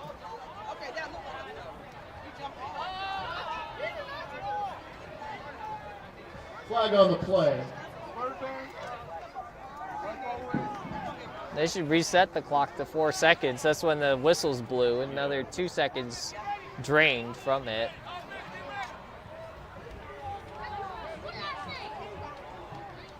Yeah, they might have one more play because it looks like he took a knee before time ran out. Instead of doing the Sam Levitt and running around and trying to have time expire, he took a knee right away. Illegal shift on the Illegal shift. And penalties declined. It's a 1st down for Burbank. Play was a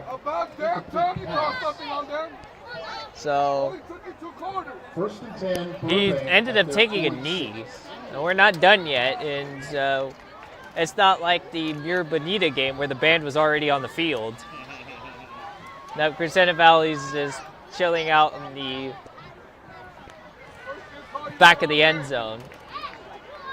So we'll have at least one more play. There's 2.4 seconds on the clock. Burbank takes over 1st and 10.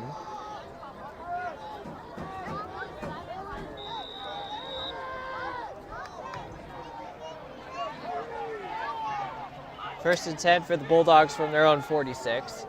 I'm expecting one play here until halftime. Yeah, there you go. Prevent. The Falcons running a prevent defense. Laporte under pressure. He's still on his feet, and now he's going to be stopped for a tackle for a loss. Number 67 of the Falcons was in there. That's going to be the way we end the half. That was Andrew Gusk on the tackle for a loss. Or, well, sack. It's a very high-intensity start from Burbank, kind of fizzles out. And comes back and forth between these two teams. 28-14, the Bulldogs are in front. It'll be Crescenta Valley to receive the opening kick of the 2nd half. We'll step aside a couple minutes. When we come back and break down the 1st half for you and try to give you a out-of-town score update from the other Pacific League game going on tonight.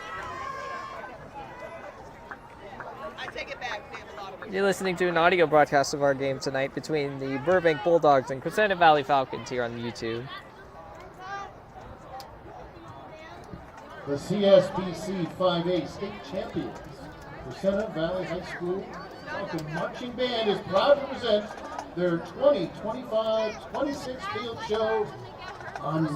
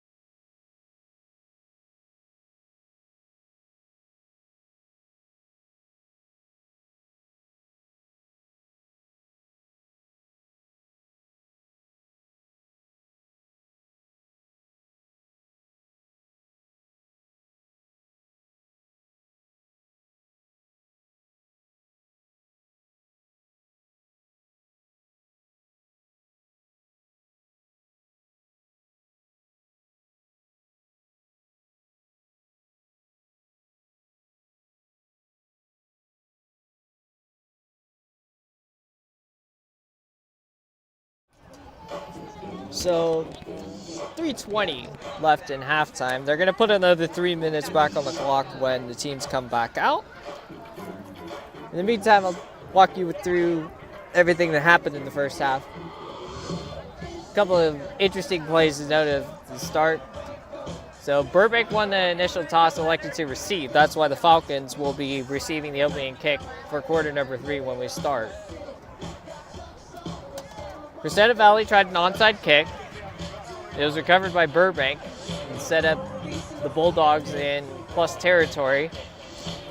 After 2 plays going backwards, Bulldogs were able to get a 38-yard run from Elijah Pendleton down to the down to the 1-yard line. That's where Aiden Dagger would capitalize on the opening score, put Burbank up 7-0. Burbank tried an onside kick of their own and got the ball. And that immediately set them up to go up 14-0 with a pass from quarterback Deshaun Laporte to Tyler Hudson, number 4, for 47 yards. Is that number 4? Yeah, it was 4. And after a while, Crescenta Valley was able to get the ball. But they went 3 now.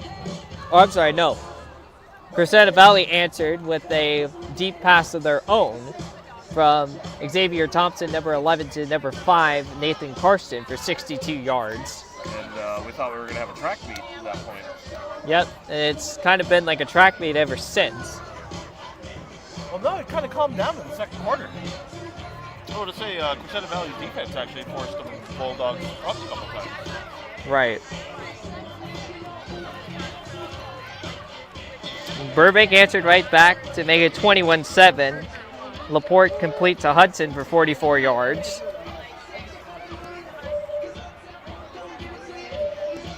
Falcons got the ball back, but had to punt. And Burbank went up 28-7 before the end of the first quarter. And then there was a long drive for Crescenta Valley to put the game where it is right now. It was Ethan Martinez, number 3 for the Falcons, with a 3-yard rushing TD to make it 28-14. Second quarter, it's been pretty much a win for Crescenta Valley's defense. So Burbank warming up right now. We haven't seen the Falcons come back out. So they're going to put 3 minutes back on the clock when Crescenta Valley does come back out. We do have an out-of-town score for you for the other Pacific League game. That is between the Pasadena High School Bulldogs and the John Burroughs High School Bears. According to My Burbank Sports, it's Pasadena 28, Burroughs nothing. I think it's a halftime score, right? And it should be at the half.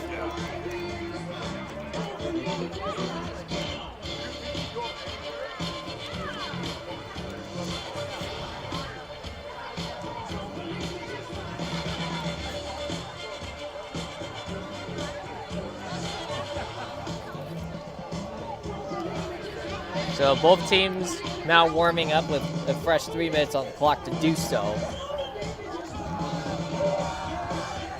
Puts us in this interesting scenario where you have Crescenta Valley to receive the opening kick of the second half of our game. And briefly looking ahead at these teams' schedules, it's not smooth sailing for anyone. For Burbank and Crescenta Valley. Burbank next week plays against the John Muir Mustangs, who put a 70 spot on the Glendale Nitros last night. It seems like Burbank and Muir are going to be the top 2 teams in the Pacific League this year, so next week's game could decide the Pacific League. 2 weeks from now, to open up the month of October, Burbank goes on the road at Arcadia to play against the Apaches, who beat the Hoover Tornadoes last night by a score of 18-7. It was a good bounce back for Arcadia after starting the season 0-3. And 3 weeks from now, October 10th, Burbank will play on the road at Pasadena High School for the Battle of Bulldog Pride.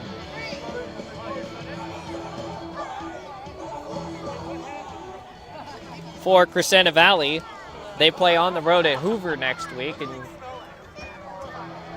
as a reminder, Hoover lost last night 18-7 to Arcadia on the road at Arcadia. 2 weeks from now, Crescenta Valley goes on the road to play against the John Muir Mustangs, who once again put up a 70 spot in the Glendale Nitros last night. And then 3 weeks from now, on October 10th, Crescenta Valley will have their chance to play against Glendale.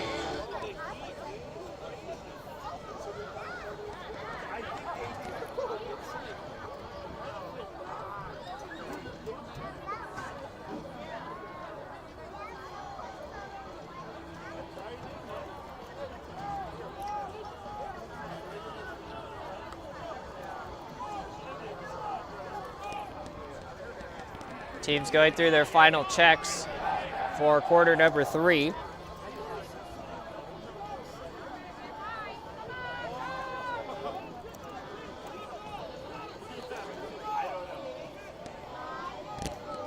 I definitely think this game would be a lot different if Leonidas was playing.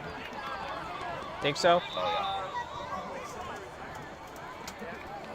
So yeah, the injury report for tonight's game, Leonidas Grant, number 2 for Crescenta Valley, is not in uniform tonight, or not suited up, I should say. yeah. Yeah, not suited up. He's dealing with a torn ACL and is out for at least another 3 weeks. With his timeline expected to come back when they play against the Pasadena Bulldogs. That's like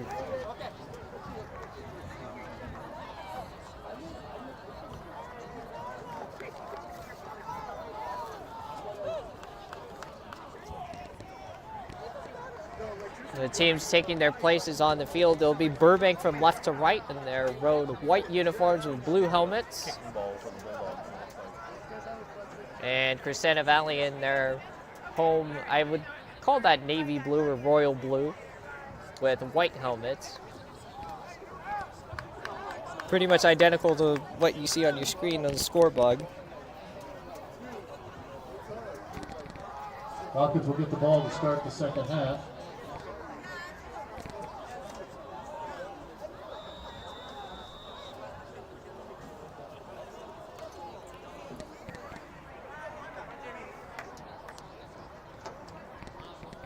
So 24 minutes to decide this ball game. That's 12 minutes here in the third, 12 in the fourth. Ryan Mendoza teeing the ball And up. Ryan Mendoza, number 32 for Burbank, will be set to kick this one away. He skied kicked the last few kickoffs. We'll see if he does that again or if he's going to go deep with it. Nope, he's going to kick it this way. They're yelling Ringo, Ringo. There it is, see? He kicks it to the right. Oh my God. It's Nathan Karsten after a bounce. He's going to be stopped at the 27-yard line, and that's where the, looks like 27 to 28, and that's where the Falcons will start their drive. For the Falcons.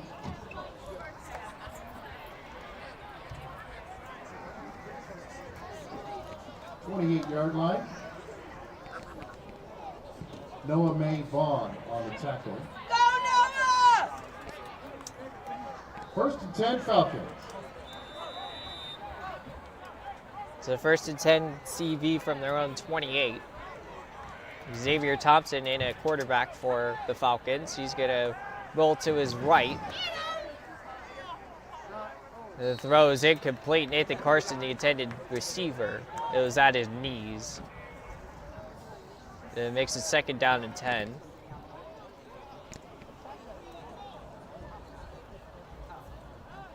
Thompson's pass is incomplete. Intended for Nathan Karsten. Second and 10.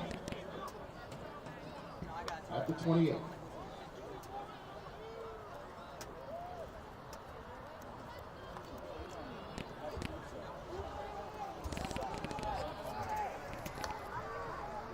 Come on, D, get up, baby. It'll be a handoff to Ethan Martinez. Ethan Decent Martinez gain on the to the 40. 42-yard Flag on line, the but play. there is a flag on the play. And it's in that spot for offensive holding. It is, and they'll back him up 10.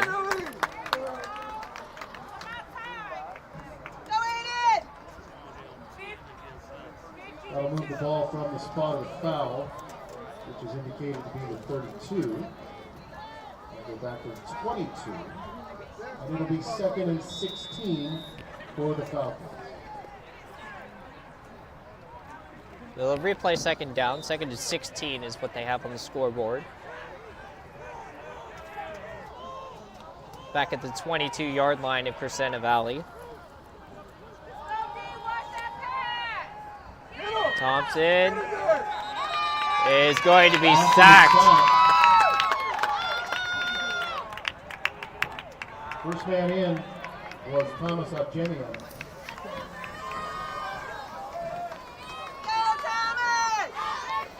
So number 8, Thomas Abjemian. I also saw number 13, Paulo Soutenright Plus a 5 on the play. for the Bulldogs for the sack. 3rd down and 21. It makes it a 3rd and forever for Crescenta Valley trying to pick this one up.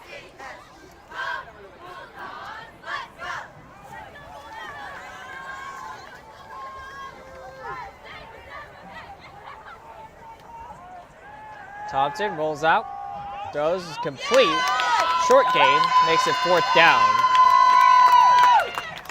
And see who that is on the completion, number 12.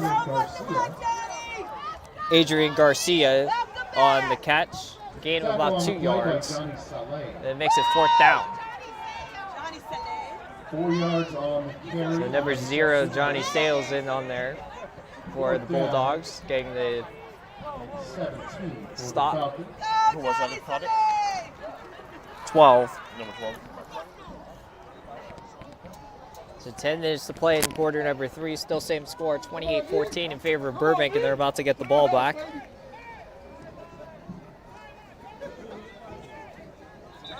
Seamus Carsey. And we have a flag on the play. It's a delay against Crescenta, or illegal substitution, I should say, against Crescenta Valley. So I'll back them up even further.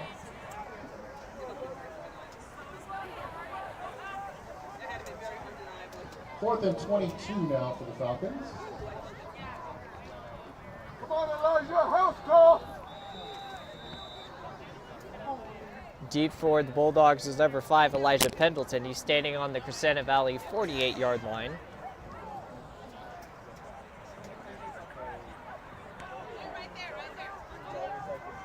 He'll field it at the 44. Trying to work his way to the outside. He does. And he's still inbounds. One man to beat. And he's going to go down at about the 5-yard line. But a big return from Elijah Pendleton. Sets up Burbank 1st and goal from the 5. It looks like the 6-yard line. 26-yard punt. Adrian Garcia on the tackle for CV.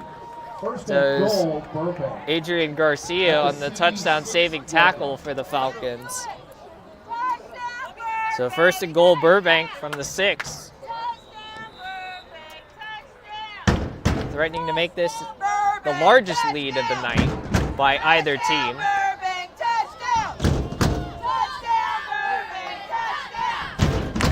Handed it off. Working his way around the outside. And it looks like he's in there. He is. Touchdown, Bulldogs. Tyler Hudson out there. He's got himself a 6-yard touchdown run for the Bulldogs.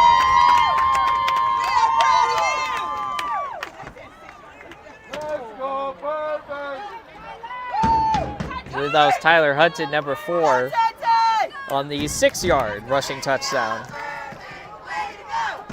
So it puts the Bulldogs up 34-14, fading the point after here by Ryan Mendoza. And he's going to put this one through the uprights to make it 35-14. Bulldogs of Burbank in front. 12 left, third quarter. Burbank 35, CV 14. So 9-12 to play in quarter number 3. Now it's a 3-possession ball game.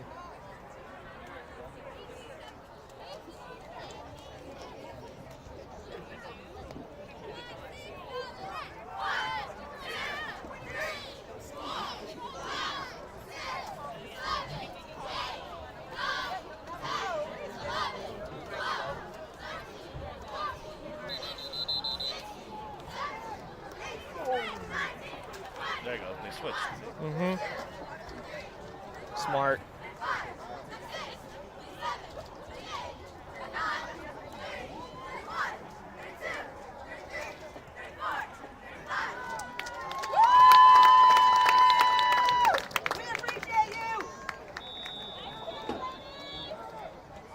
The guys should be doing push-ups like Sparky while the ladies are doing their leg kicks. That's how you get a workout. It's fielded by, I believe that's Gunnar Herman, number 25 for the Falcons. Duran on the return. Steven Duran, number 27. On the tackle for the Bulldogs. 1st and 10 Falcons. Falcons take over on their own 45-yard line. What number is he? 23. 5-yard line is where we'll spot the ball. It's 23, Steven Duran on the return after a short kick. Crescenta Valley taking over once again on their own 45, 1st and 10 with 9 minutes to play. 9 minutes to change in quarter number 3. It's Brody Cole this time at quarterback for the Falcons. Trying to turn the corner was Ethan Martinez, but the ball carrier. He's stopped for a loss of 2 yards. Tackled in the backfield by Paulo Seltenreich.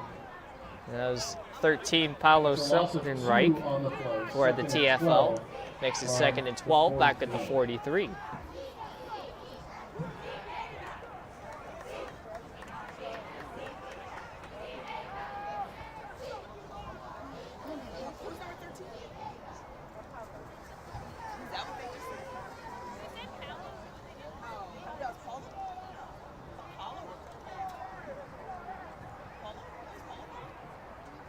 Second and 12. 8 1/4 to play in quarter number 3.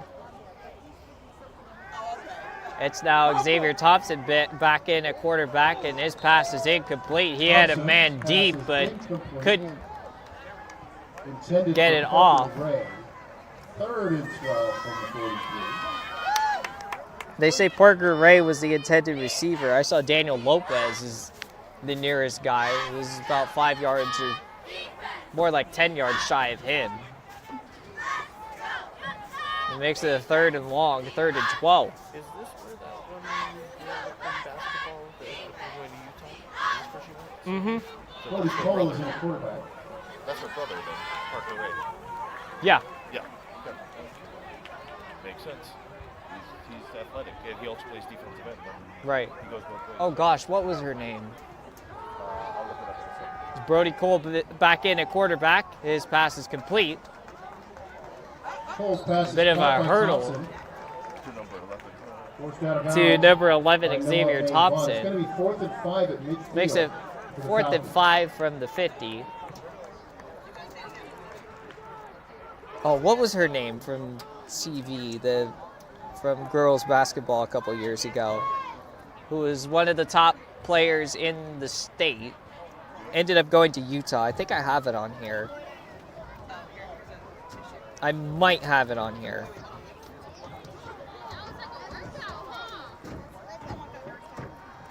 Let's see, do I have... Thompson's pass is incomplete. The pass is incomplete and Burbank will take over on downs. Falcons turn the ball over on downs to the Bulldogs. Every 1st and 10 Burbank at midfield.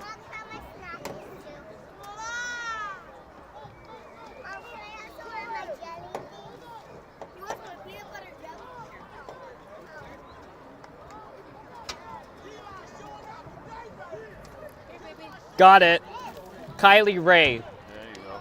That's Parker Ray's older sister, who was one of the best girls basketball players in the state of California. Ended up going to Utah University to play for the Utes.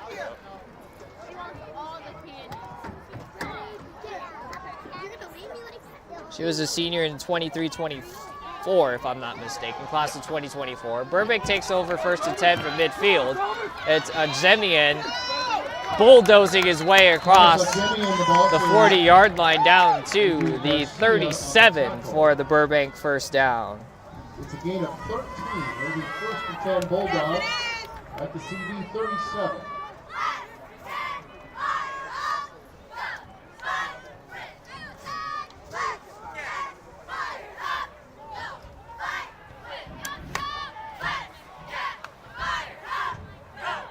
Laporte sidearms it. It's complete to number 14. There are penalty markers on the play. So that was 14 that time. I do not have a 14 here. It's our fault. We make them have it. We make them have it.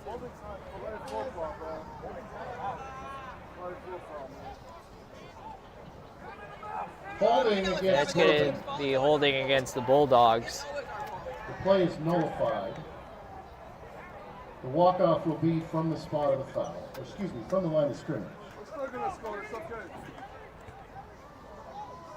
That stops everything with 7:17 to play. 47.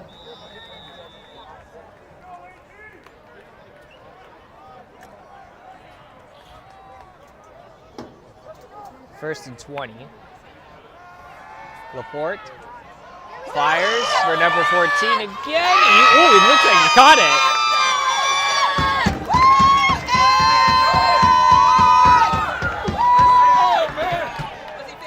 Oh, they ruled him out of bounds. Pass is incomplete.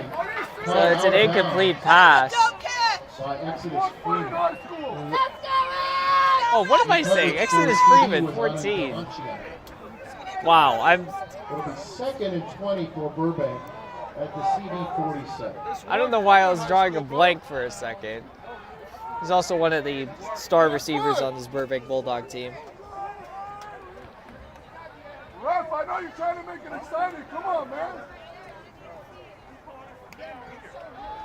That was a pretty solid catch, but unfortunately they ruled him out of bounds, so it's going to make it 2nd and 20. And we have pre-snap whistles for a flag. It looks like it's going to be a false start against Burbank. Another 5-yard penalty. They got to give him a 2nd fighting and chance. 25. I know, the refs got to give him some chance.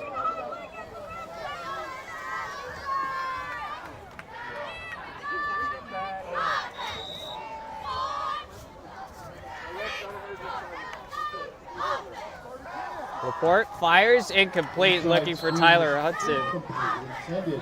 up the middle. Was he out? Yeah, he was. Hold up, Pat.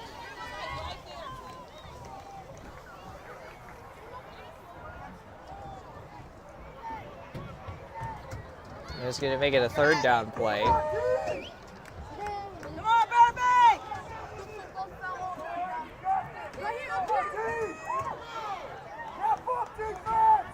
How do we get pushed back more?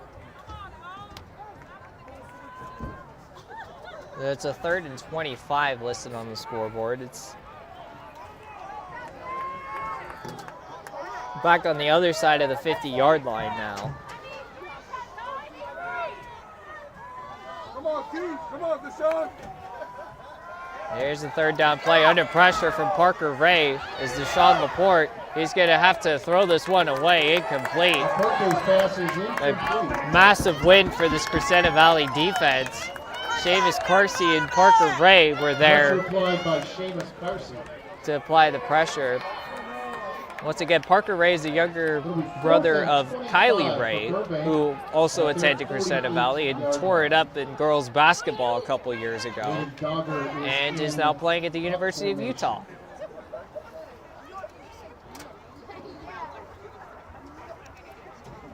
Ethan Martinez is back.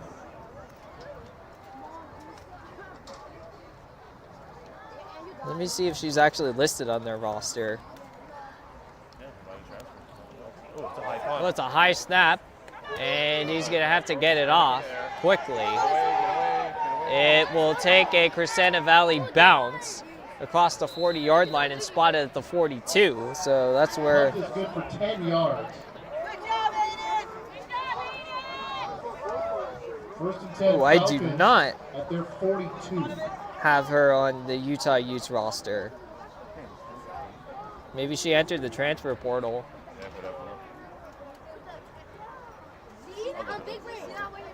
It was either that or BYU?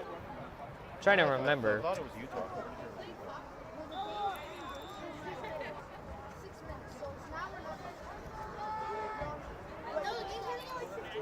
So a big win for the Crescenta Valley defense. Sets them up 1st and 10 on their own 42.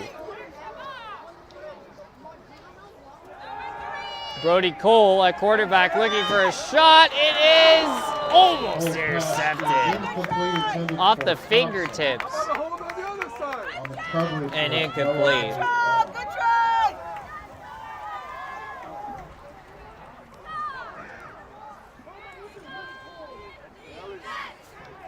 Falcons with that 2 quarterback system between Xavier Thompson and Brody Cole. Come on, Noah. Get that pick, Noah! And they're going to put Thompson back at the quarterback position. He was the intended receiver on that pass. It's an empty set. It's trips to the right and 2 to the left.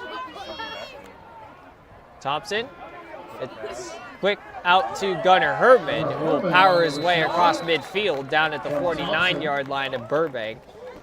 He'll pick up a 9, so it makes it 3rd down and 1. At the 49.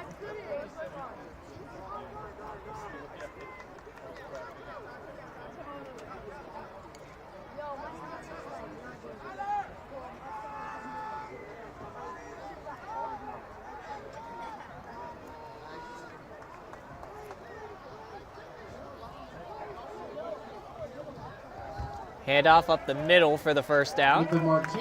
Ethan Martinez will be stopped at the 45-yard line of the Bulldogs. Move the sticks for CV. Andy Dogger with the tackle.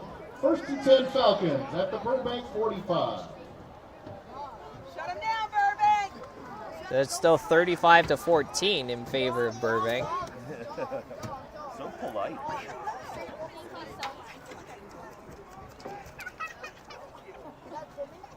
And Burbank plays against the John Muir Mustangs at home next week.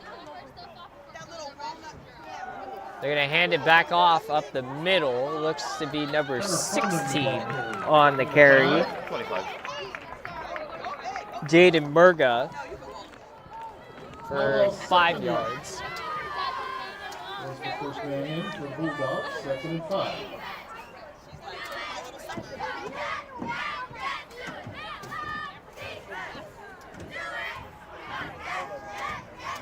So 2nd and 5 from the 40-yard line.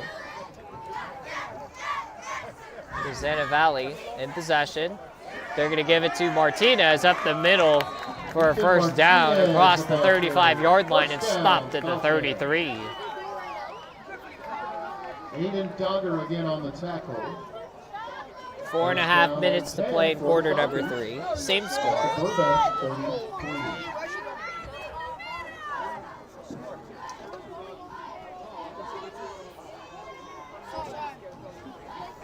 Let me just go back here. Get that pick, boys! Get that ball back! There's a 1st and 10 for CV. They're going to give it back to Martinez. Short gain on the play, and Aiden Dogger on the tackle alongside Johnny Sales. Thomas Jimmy. Or I'm sorry, Thomas and Jimmy. It looked like a 0, but it's an 8. A short pickup of 2.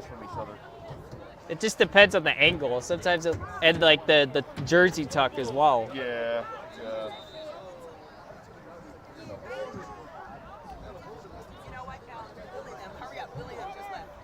So 2nd down and 8 for Crescenta Valley.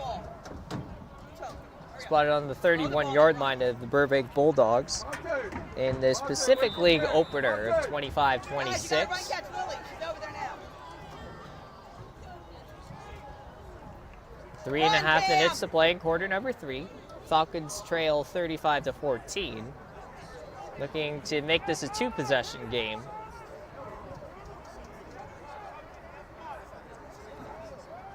It's a inside handoff to Gunnar Herman, and he's going to be stopped for a loss of 1. That time it was Johnny Sales, number 0. That'll lose a yard. Tackle for loss by Aiden Dogger. 3rd and 9 for the Falcons at the 32. Timeout is taken by CD. That is their So it's a 3rd and 9 coming up out on the other side of the timeout. One last chance to tell you about our concession stands down in the southwest corner on the freeway side. A couple of good food trucks. We got Wagyu Smash Burger, and Pasadena Dessert Company. Not to mention our own CD concessions over here down to the right.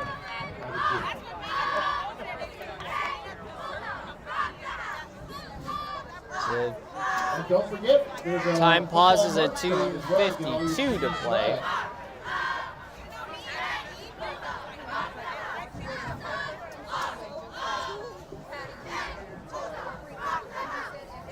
And a 3rd down. 3rd and 9 from the Burbank 32-yard line for Crescenta Valley. Come on, D, get him, baby. Come on, D-line. And the gun set. Thompson to throw. It's incomplete off the hands of Parker Ray. And that'll make it a 4th down and 9 coming up. 4th and 9 for the Falcons on the 32.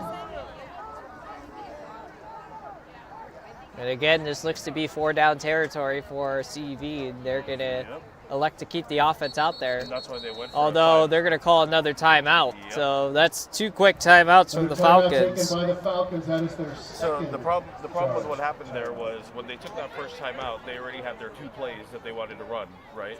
And so the first one was a 4-yarder, 4 or 5-yard completion. So the second one was going to be another 4 or 5-yarder. But now that first one got screwed up, they're like, okay, well, we can't run that second play. Now you got to run something else. It's going to be a short play, so that's why we got to take this timeout again.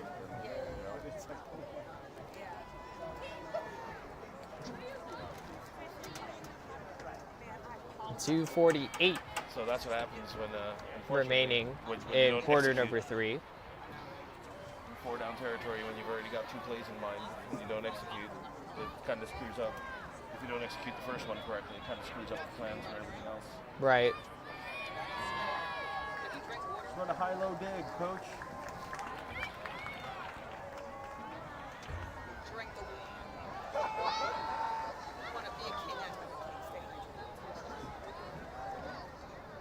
Again, 4th down and 9. 9 for the Falcons.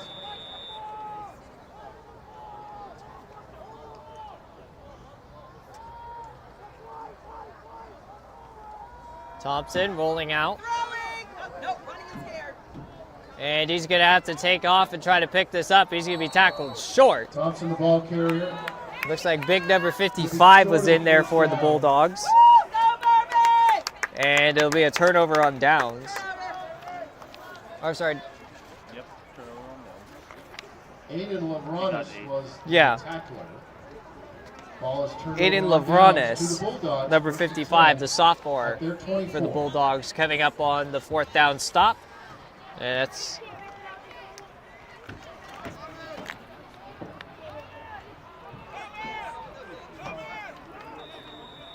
that'll be a 1st down for Burbank. They take over on their own 34-yard line, or 24-yard line, I should say.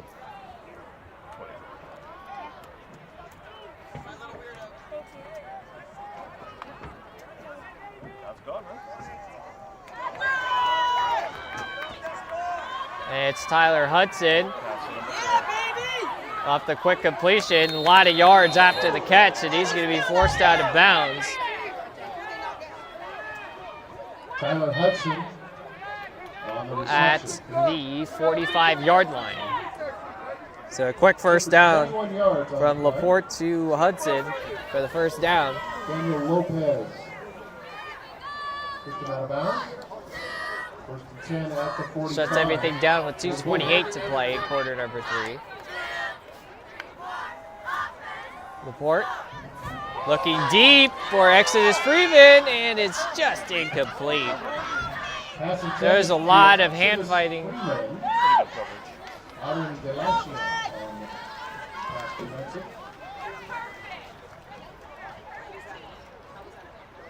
Or scratch that. That was pretty good coverage from the DB for the Falcons.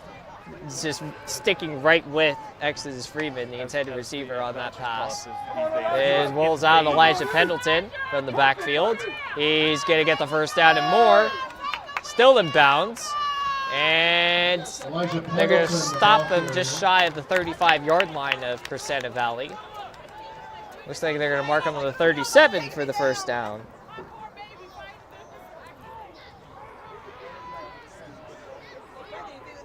Gain of 18 on the play. First and 10, Burbank on the CB-37. Picks up 18. Stephen Duran on the tackle for the Falcons.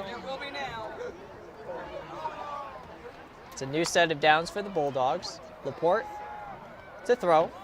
It's out to Hudson in space, and broke one player's ankles, and he'll be tackled out of bounds just shy of the end zone. Looks like they're going to mark him at the 3.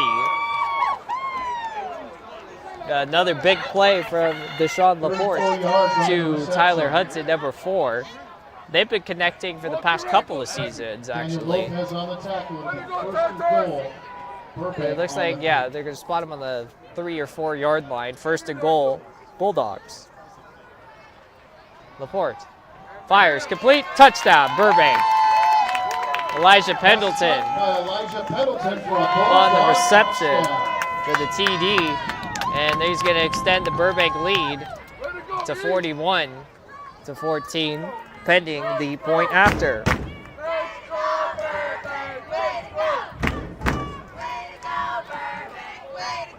Mendoza to try the point after. Ryan Mendoza to attempt the point after. And it'll be put through the uprights, makes it 42. 1:49 left, third quarter. Burbank 42, CB 14.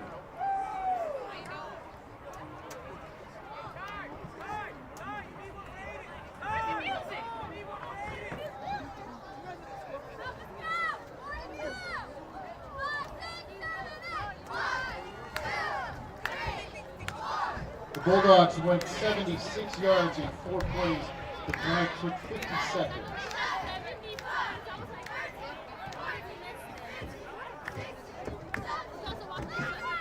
Capped off by a 3-yard Tyler Hudson reception from Deshaun Laporte.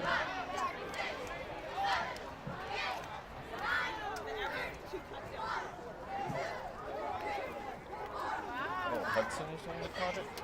It looked like Pendleton, number 5. That's what I thought. You just said Hudson. Yeah, initially he said Pendleton, but he changed it to Tyler Hudson. It looked like Pendleton from up here. That's what I thought too. So it's a roller onside. It's an interesting formation from Burbank that time. It's fielded by Seamus Parsi for the Falcons. And it'll give CV some good field position. 10 CV at their 47. Marked at the 47. The Falcons with 1 timeout remaining in the half.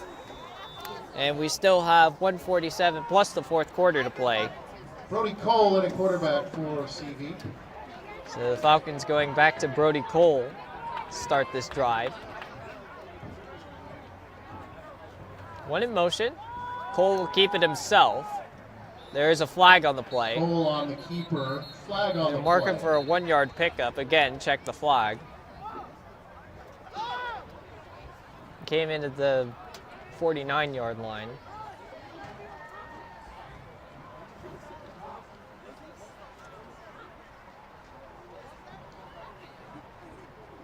Something against Burbank.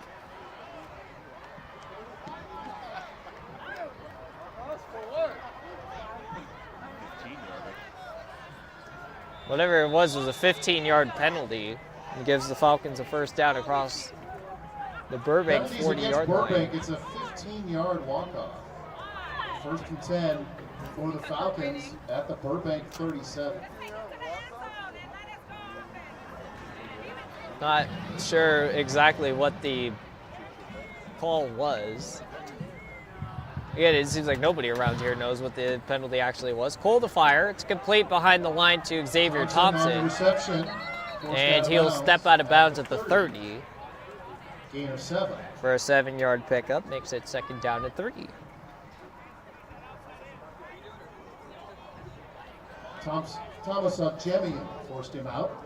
I guess next week is going to be interesting with two teams that have been flagged for a lot of penalties between Burbank and Muir.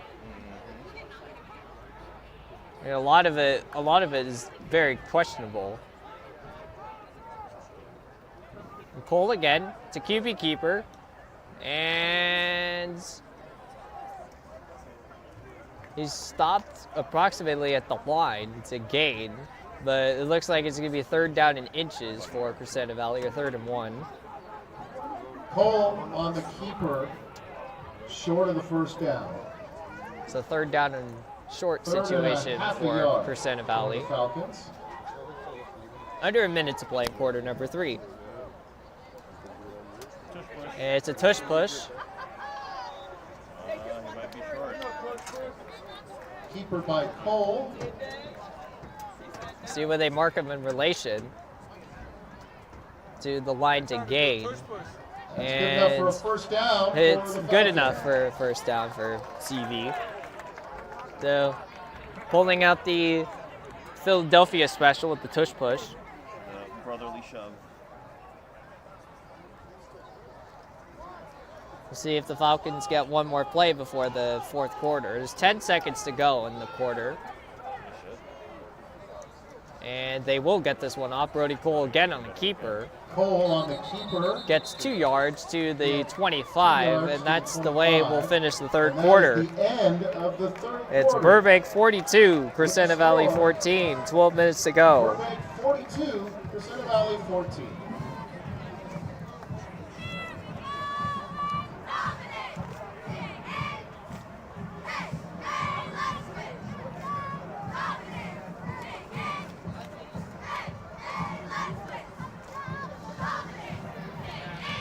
Yeah, the Crescenta Valley Falcon Marching Band has a lot of songs in their playbook. They're now playing an arrangement of, oh my gosh, I Want You Back.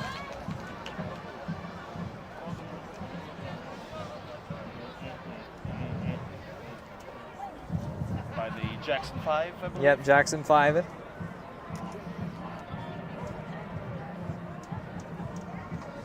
The teams will switch ends of the field. There'll be a 1st and 10 on the 27-yard line. Or, no, 2nd down play. The 2nd and 8 from the 25.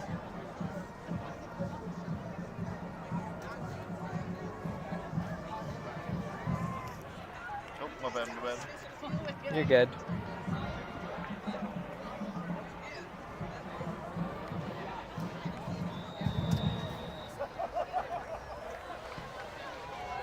Second and 8 for the Falcons at the 25. Brody Cole back into quarterback. He's going to throw. It's caught. Good throw. There's a touchdown. Xavier Thompson on the reception. The 25 yards. Crescenta Valley not going away just yet. That was a remarkable throw from Brody Cole, right over one of the outstretched defender's hands, and right to his intended receiver, Xavier Thompson, for the 6, pending the point after here. from Bryce Alonso, number 1.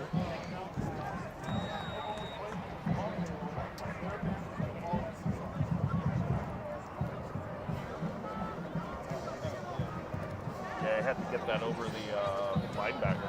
Yep. He had to fire it over the linebacker. Alonso to try So to 7 seconds into quarter number 4.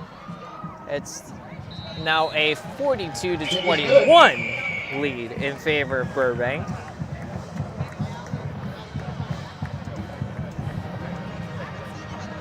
We have a down Bulldog on the play. It's one of the bigger bodies for the Timeout Bulldogs. on the field with 11:50 Check the injury. fourth quarter. Burbank 42, CD 21. Looks like he's cramping. Bust out the pickle juice. Yep. It's time for some pickle juice. It's big number 55 for the Bulldogs. That's Lorenz. It's good to see him up on his own power. Again, looks like he's just cramping. I'm gonna give him some pickle juice or something. So good hydration and pickle juice.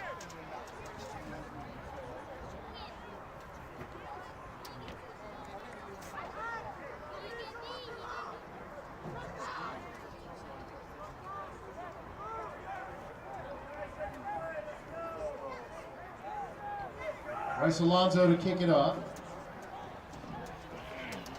We'll see what happens here on this kick.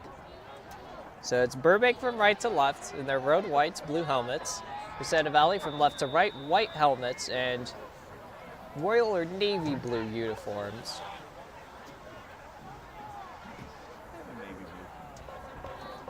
It's a liner. Oh, it goes through the guy. And it looks like it's going to go out of bounds, so the Bulldogs dodge one. And it's going to be a free kick out of bounds against the Falcons. They almost were able to race to that and field it. We've seen Crescenta Valley try to pull some trickery in the past and be successful at it. And we'll see where they spot this one. It'll be first and 10 Burbank at the 39. Yeah, when it went out of bounds. At the 39. Since it went out of bounds. Beyond the 25 or whatever. 30, wherever they got the spot. The ball's on the 39-yard line. A little bit of motion back there to Jemian. Gain of about 2.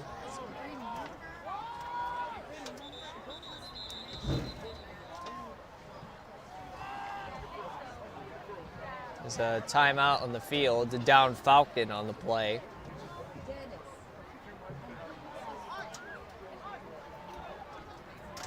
Thomas Jemian was the ball carrier. Check the injury. On the play. Player down.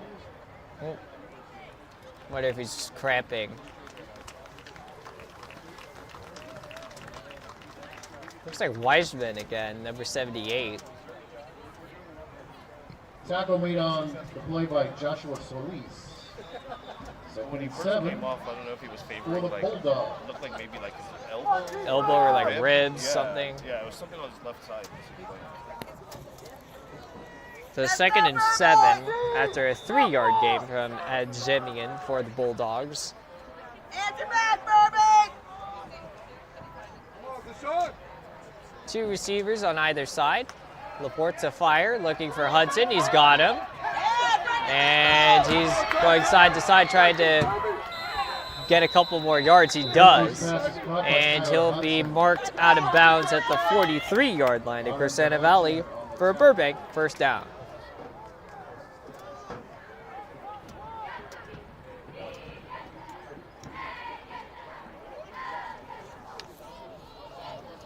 Gain of 15 on the play. First down and 10 for the Bulldogs on the CD 43.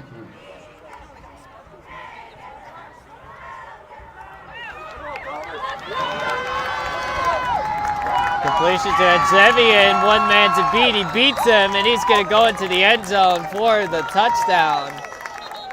Burbank answers right back. There is another down Falcon. It looks to be Nathan Karsten, number 5. He might have hyperextended something. 3-yard touchdown. Looks to be in some extreme discomfort. Immediately threw his helmet off. Cramp.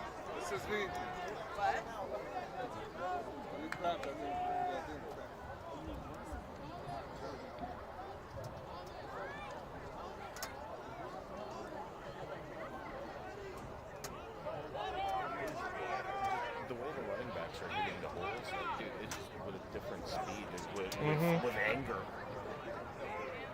Mustang needs to be careful. That's going to be a slobber. What is that? End of the third. It's a rivalry game between St. Francis and Loyola. It's only 3-0 St. Francis. Oh no, no bueno. Why is it such a low-scoring game? And that's in downtown LA at Loyola High School. We should have got to that.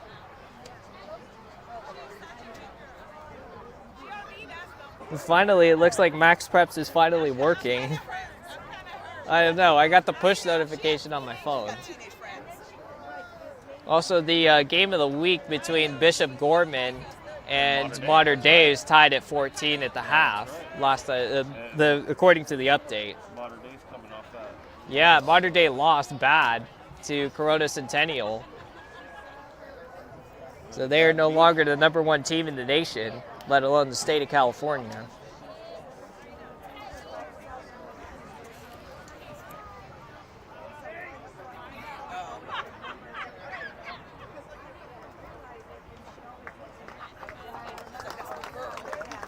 It was good to see Nathan Karsten back to his feet. Looks like it was his right knee that was bothering him.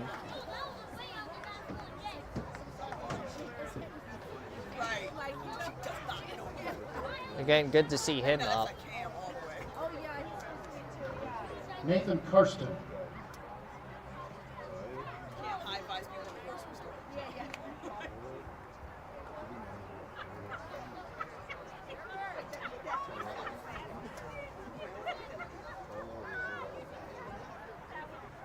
There's another Thomas Adjemian touchdown for Burbank. Puts him up 48-21, pending the point after.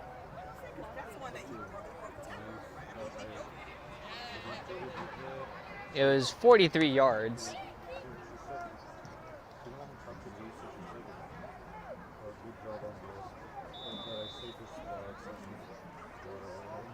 And Ryan Mendoza to put the extra point through. He does. Makes it 49-21 in favor of Burbank. Mendoza's kick is up and good. Timeout on the field with 11:06 remaining fourth quarter. Burbank 49, CV 21.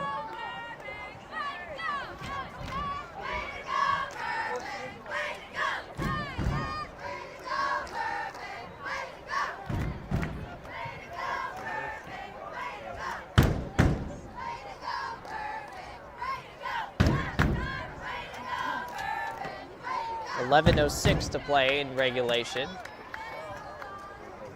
And the Burbank cheerleaders are about to do 49 high kicks. Another 49, I should say.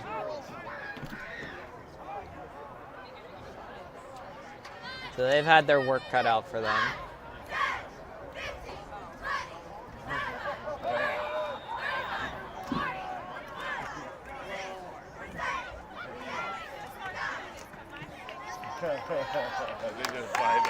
They did 5 at a time that time. You only imagine how they probably did the same thing 2 weeks ago in Nevada against Galena when Burbank put up 52.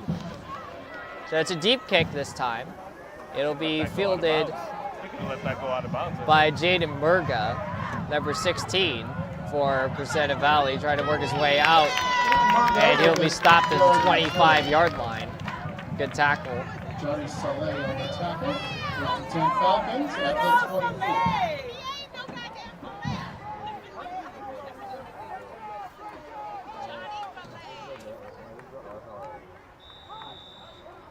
So Crescenta Valley takes over on their own 25.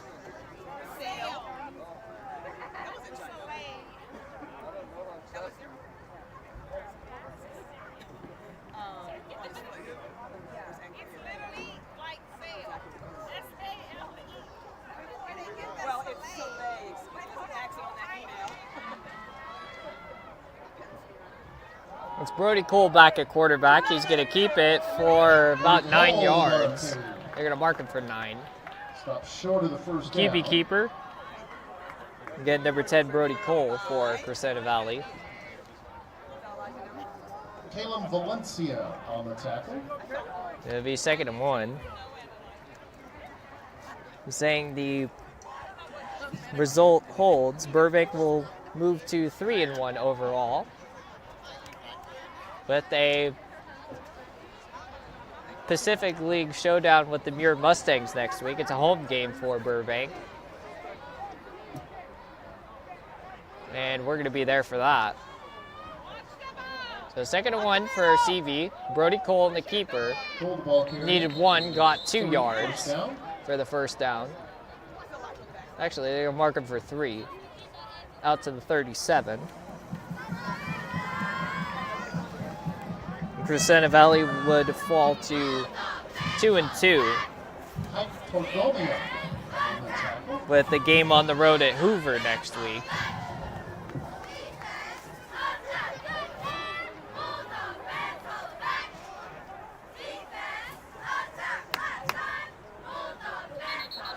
We got pre-snap whistles. It's going to be a false start against the Falcons. 5-yard penalty back to the 32. 1st and 15. So it'll be a 1st and 15 for the 32-yard line of CV. With 9:24 to play.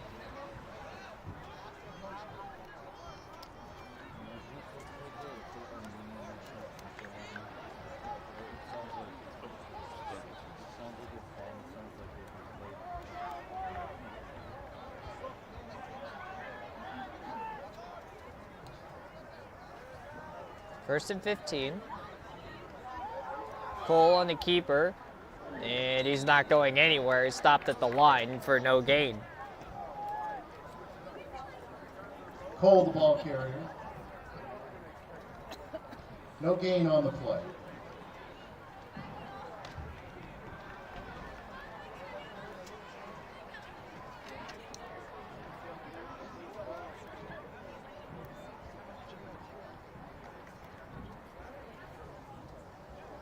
Second and 15 with 8.5 minutes.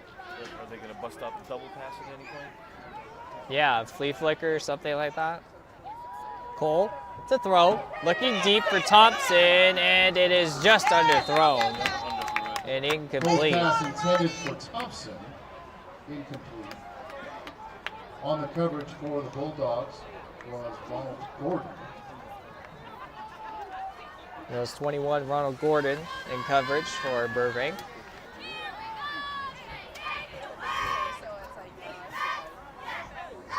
Third and 15 from the 32.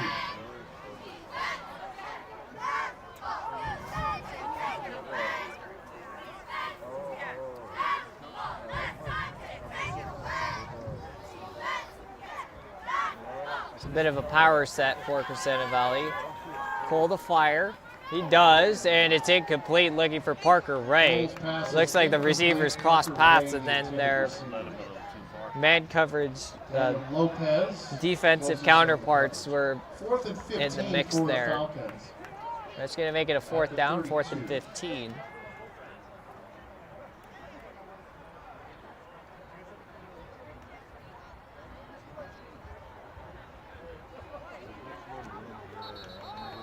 And it looks like the Falcons are going to burn their final timeout. Timeout is taken by the Falcons. That is their final charge timeout. The play stops with 8:13 to go.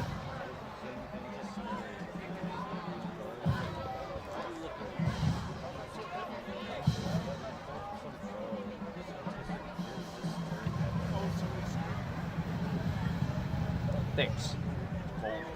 Mm-hmm.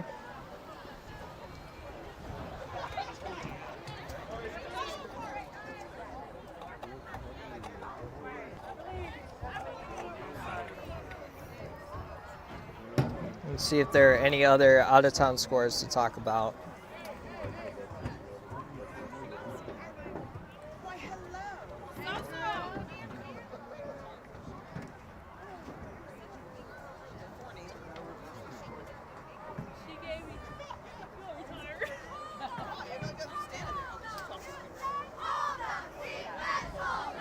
Looks like that's a no in college football. Everybody's playing tomorrow.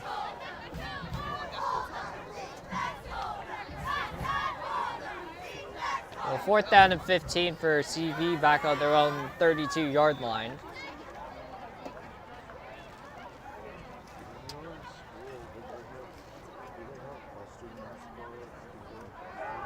And they're going to go for it. Cole to fire. It is incomplete through Xavier Thompson, number 11. And that was good coverage from the Burbank defenders. And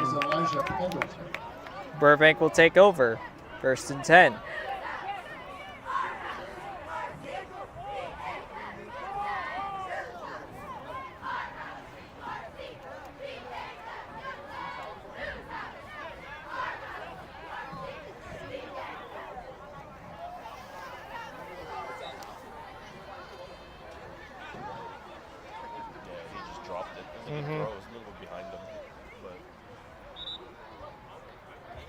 Ball is turned over on downs. It'll be 1st and 10 Burbank at the 32 of CV.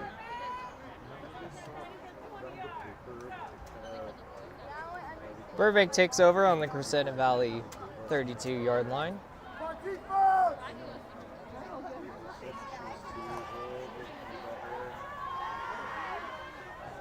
That pass from Laporte is incomplete. Looking for Exodus Freeman. It was over his head.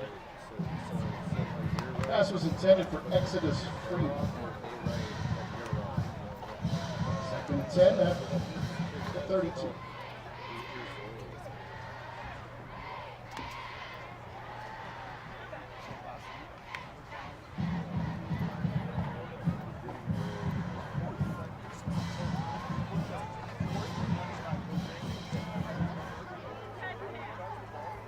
Second and 10, same spot.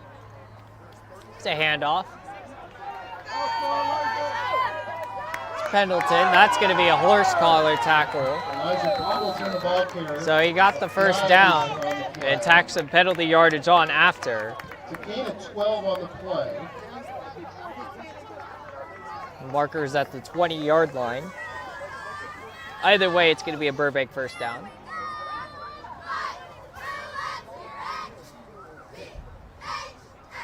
Personal foul, horse collar against CV.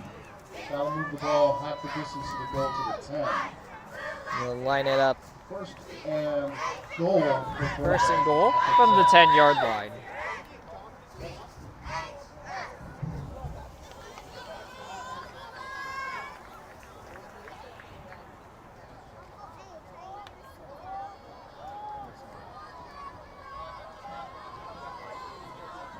With the clock running, Laporte looking, fires, is picked off.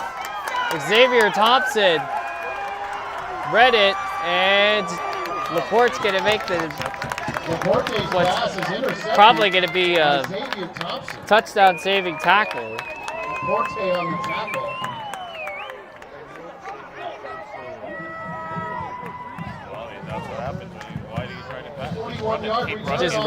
Just run the ball because your run game is doing wonders.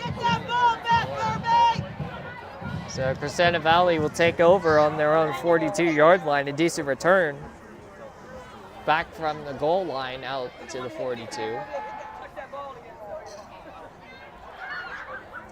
Again, Falcons out of timeouts.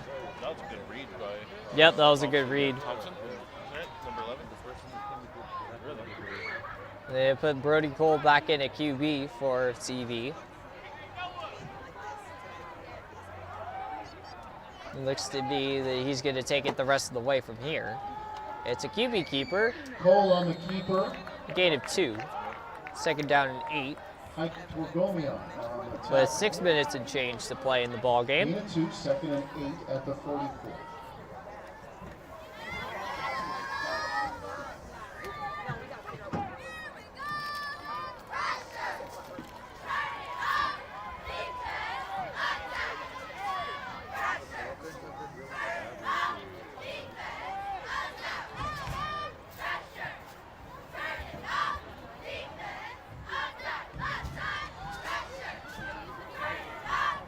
So 2nd and 8.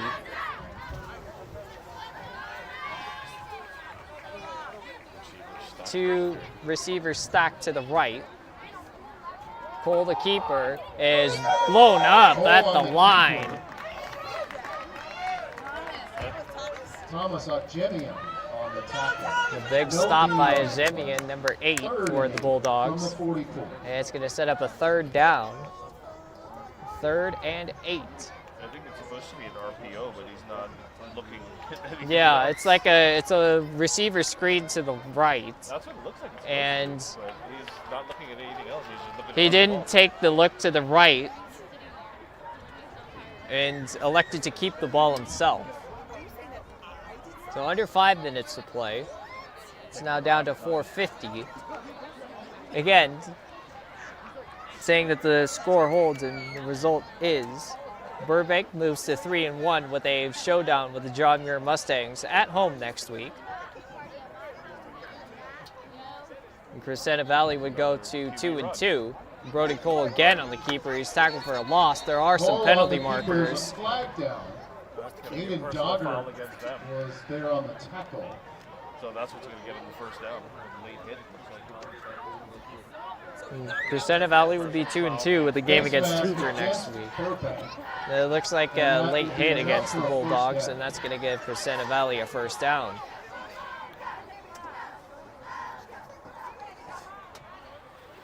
We shut it down with 4:29 to go for the moment. And they'll move this in favor of Crescenta Valley across the 50-yard line. So After the mark-off penalty will be yardage. down to the Burbank 41.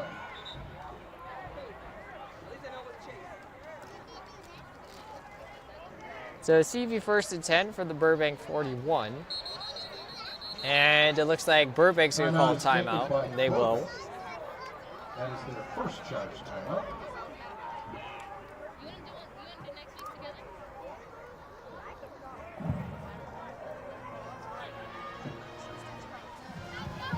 They shut him down with 4:17 to play.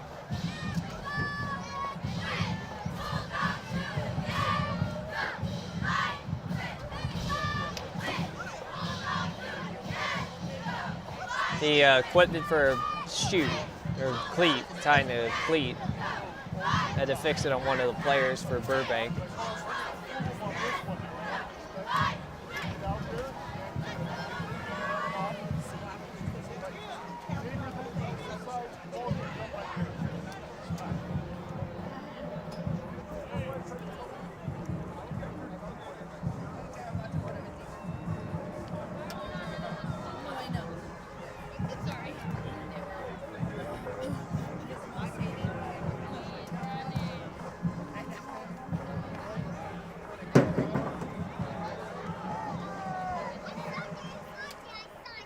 First and 10. First and 10 on the 41. Brody Cole rolling out for CV, fires it complete to Bryce Alonso, number 1. Breaks one tackle, and he'll be stopped at the 31. At least from this initial spot. And Caleb Valencia. they'll mark him for the first down. Caleb Valencia for Burbank in there for the tackle. So it's going to give Crescenta Valley another first down.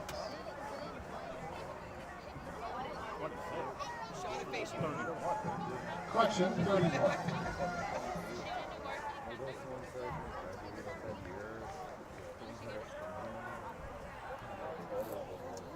And we have a score update from a non-Pacific League game. The Loyola Cubs are now up 9-3 on the St. Francis Golden Knights. That's a rivalry game. A big tackle for a loss.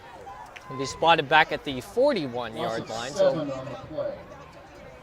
Second down and 17. Or they'll spot him on the 38 for a loss of 7, 2nd and 17.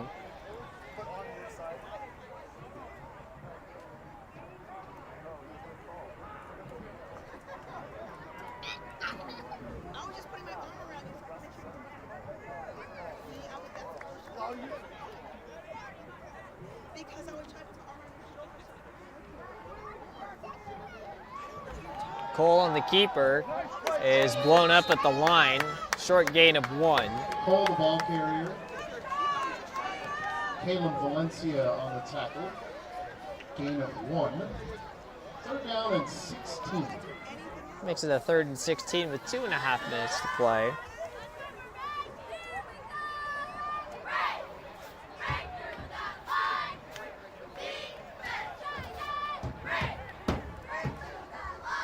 It's 2:20 to play. Falcons break the huddle. And we'll look to pick this one up. It's a 3rd and long. Burbank looking to stop him here. And pretty much run out the rest of the clock here. Brody Cole to throw. Gets it off. It is complete in wide open space. And he'll be shoved out of bounds at about the... Actually, no, they rule him in there for the touchdown. Nobody was on him. Number 12, Adrian Garcia. So a huge... Brody Cole's pass is complete. A huge play for the Falcons. 37 yards on the touchdown. It makes the score a little more respectable, but it's going to be it's still going to be a Burbank win pending the point after here. Again, Falcons still not going away yet.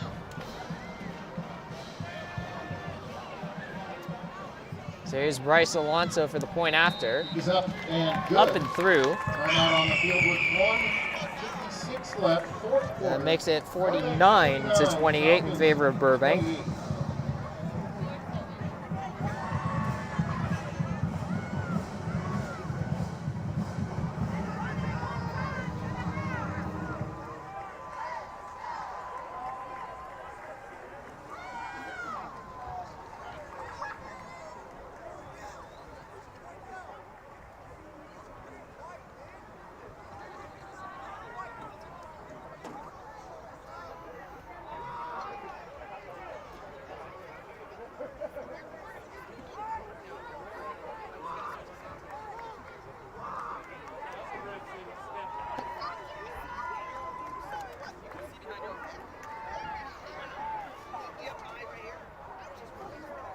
So, okay, the Cubs tied at 3-3 just before the end of the game and forced OT and got the touchdown, missed the PAT, but according to this, they got the stop and won the game 9-3. So it's not a score you would expect, but it's a Loyola Cub win. And that, I don't think, went the 10 yards from Crescenta Valley. Onside kick is recovered by the Bulldogs. It'll be 1st and 10 Burbank at the 48. Get Monte! Get Monte! Burbank takes over here on the 48-yard line.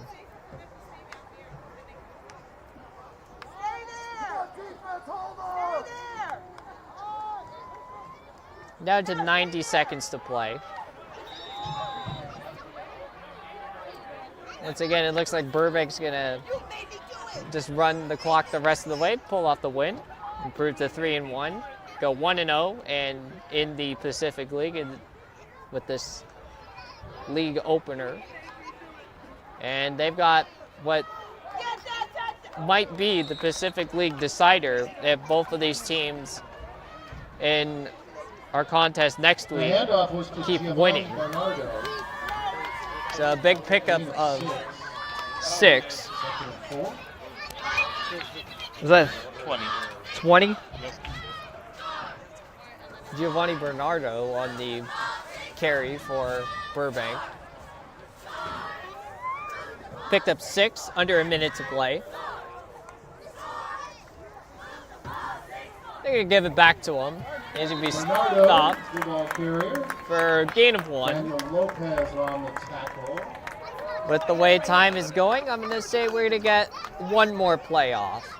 Actually, it looks like that's going to be the game.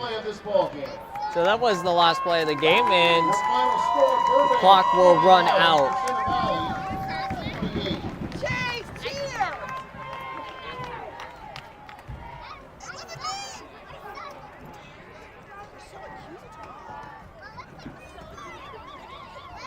And there it is. Our spotter today was Final score of the game, Thank you, Jack. Burbank 49, Crescenta Valley 28.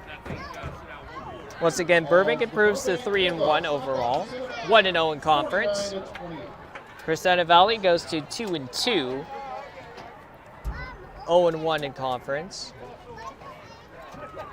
And once again, looking at next week for both of these teams, Burbank hosts the John Muir Mustangs in a game that's probably going to decide the Pacific League. Say both of these teams are your top two. For Crescenta Valley, they head on the road against the Hoover Tornadoes.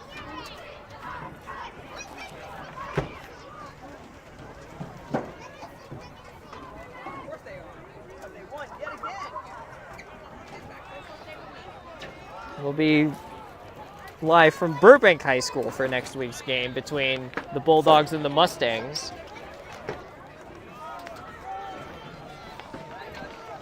All right, have a good one, man. Thank you. I like this. Oh, thank you, man. That's all him. He's in college right now, doing sports broadcasting or sports journalism, and working on his portfolio. So we go to high school games. So if you And he tries to broadcast. liked what you listened to tonight and are looking forward to the next games in the Pacific League next week, again, we'll be taking a look at the Burbank Muir game. Again, thank you to everyone who's tuned in throughout the night and stayed for the rest of the game. I'm Bryce Narvaez, a student in Arizona State University, the Walter Cronkite School of Journalism, saying so long and see you next week for a big game in the Pacific League between Burbank and Muir. So long, see you next time. Thank you for tuning in.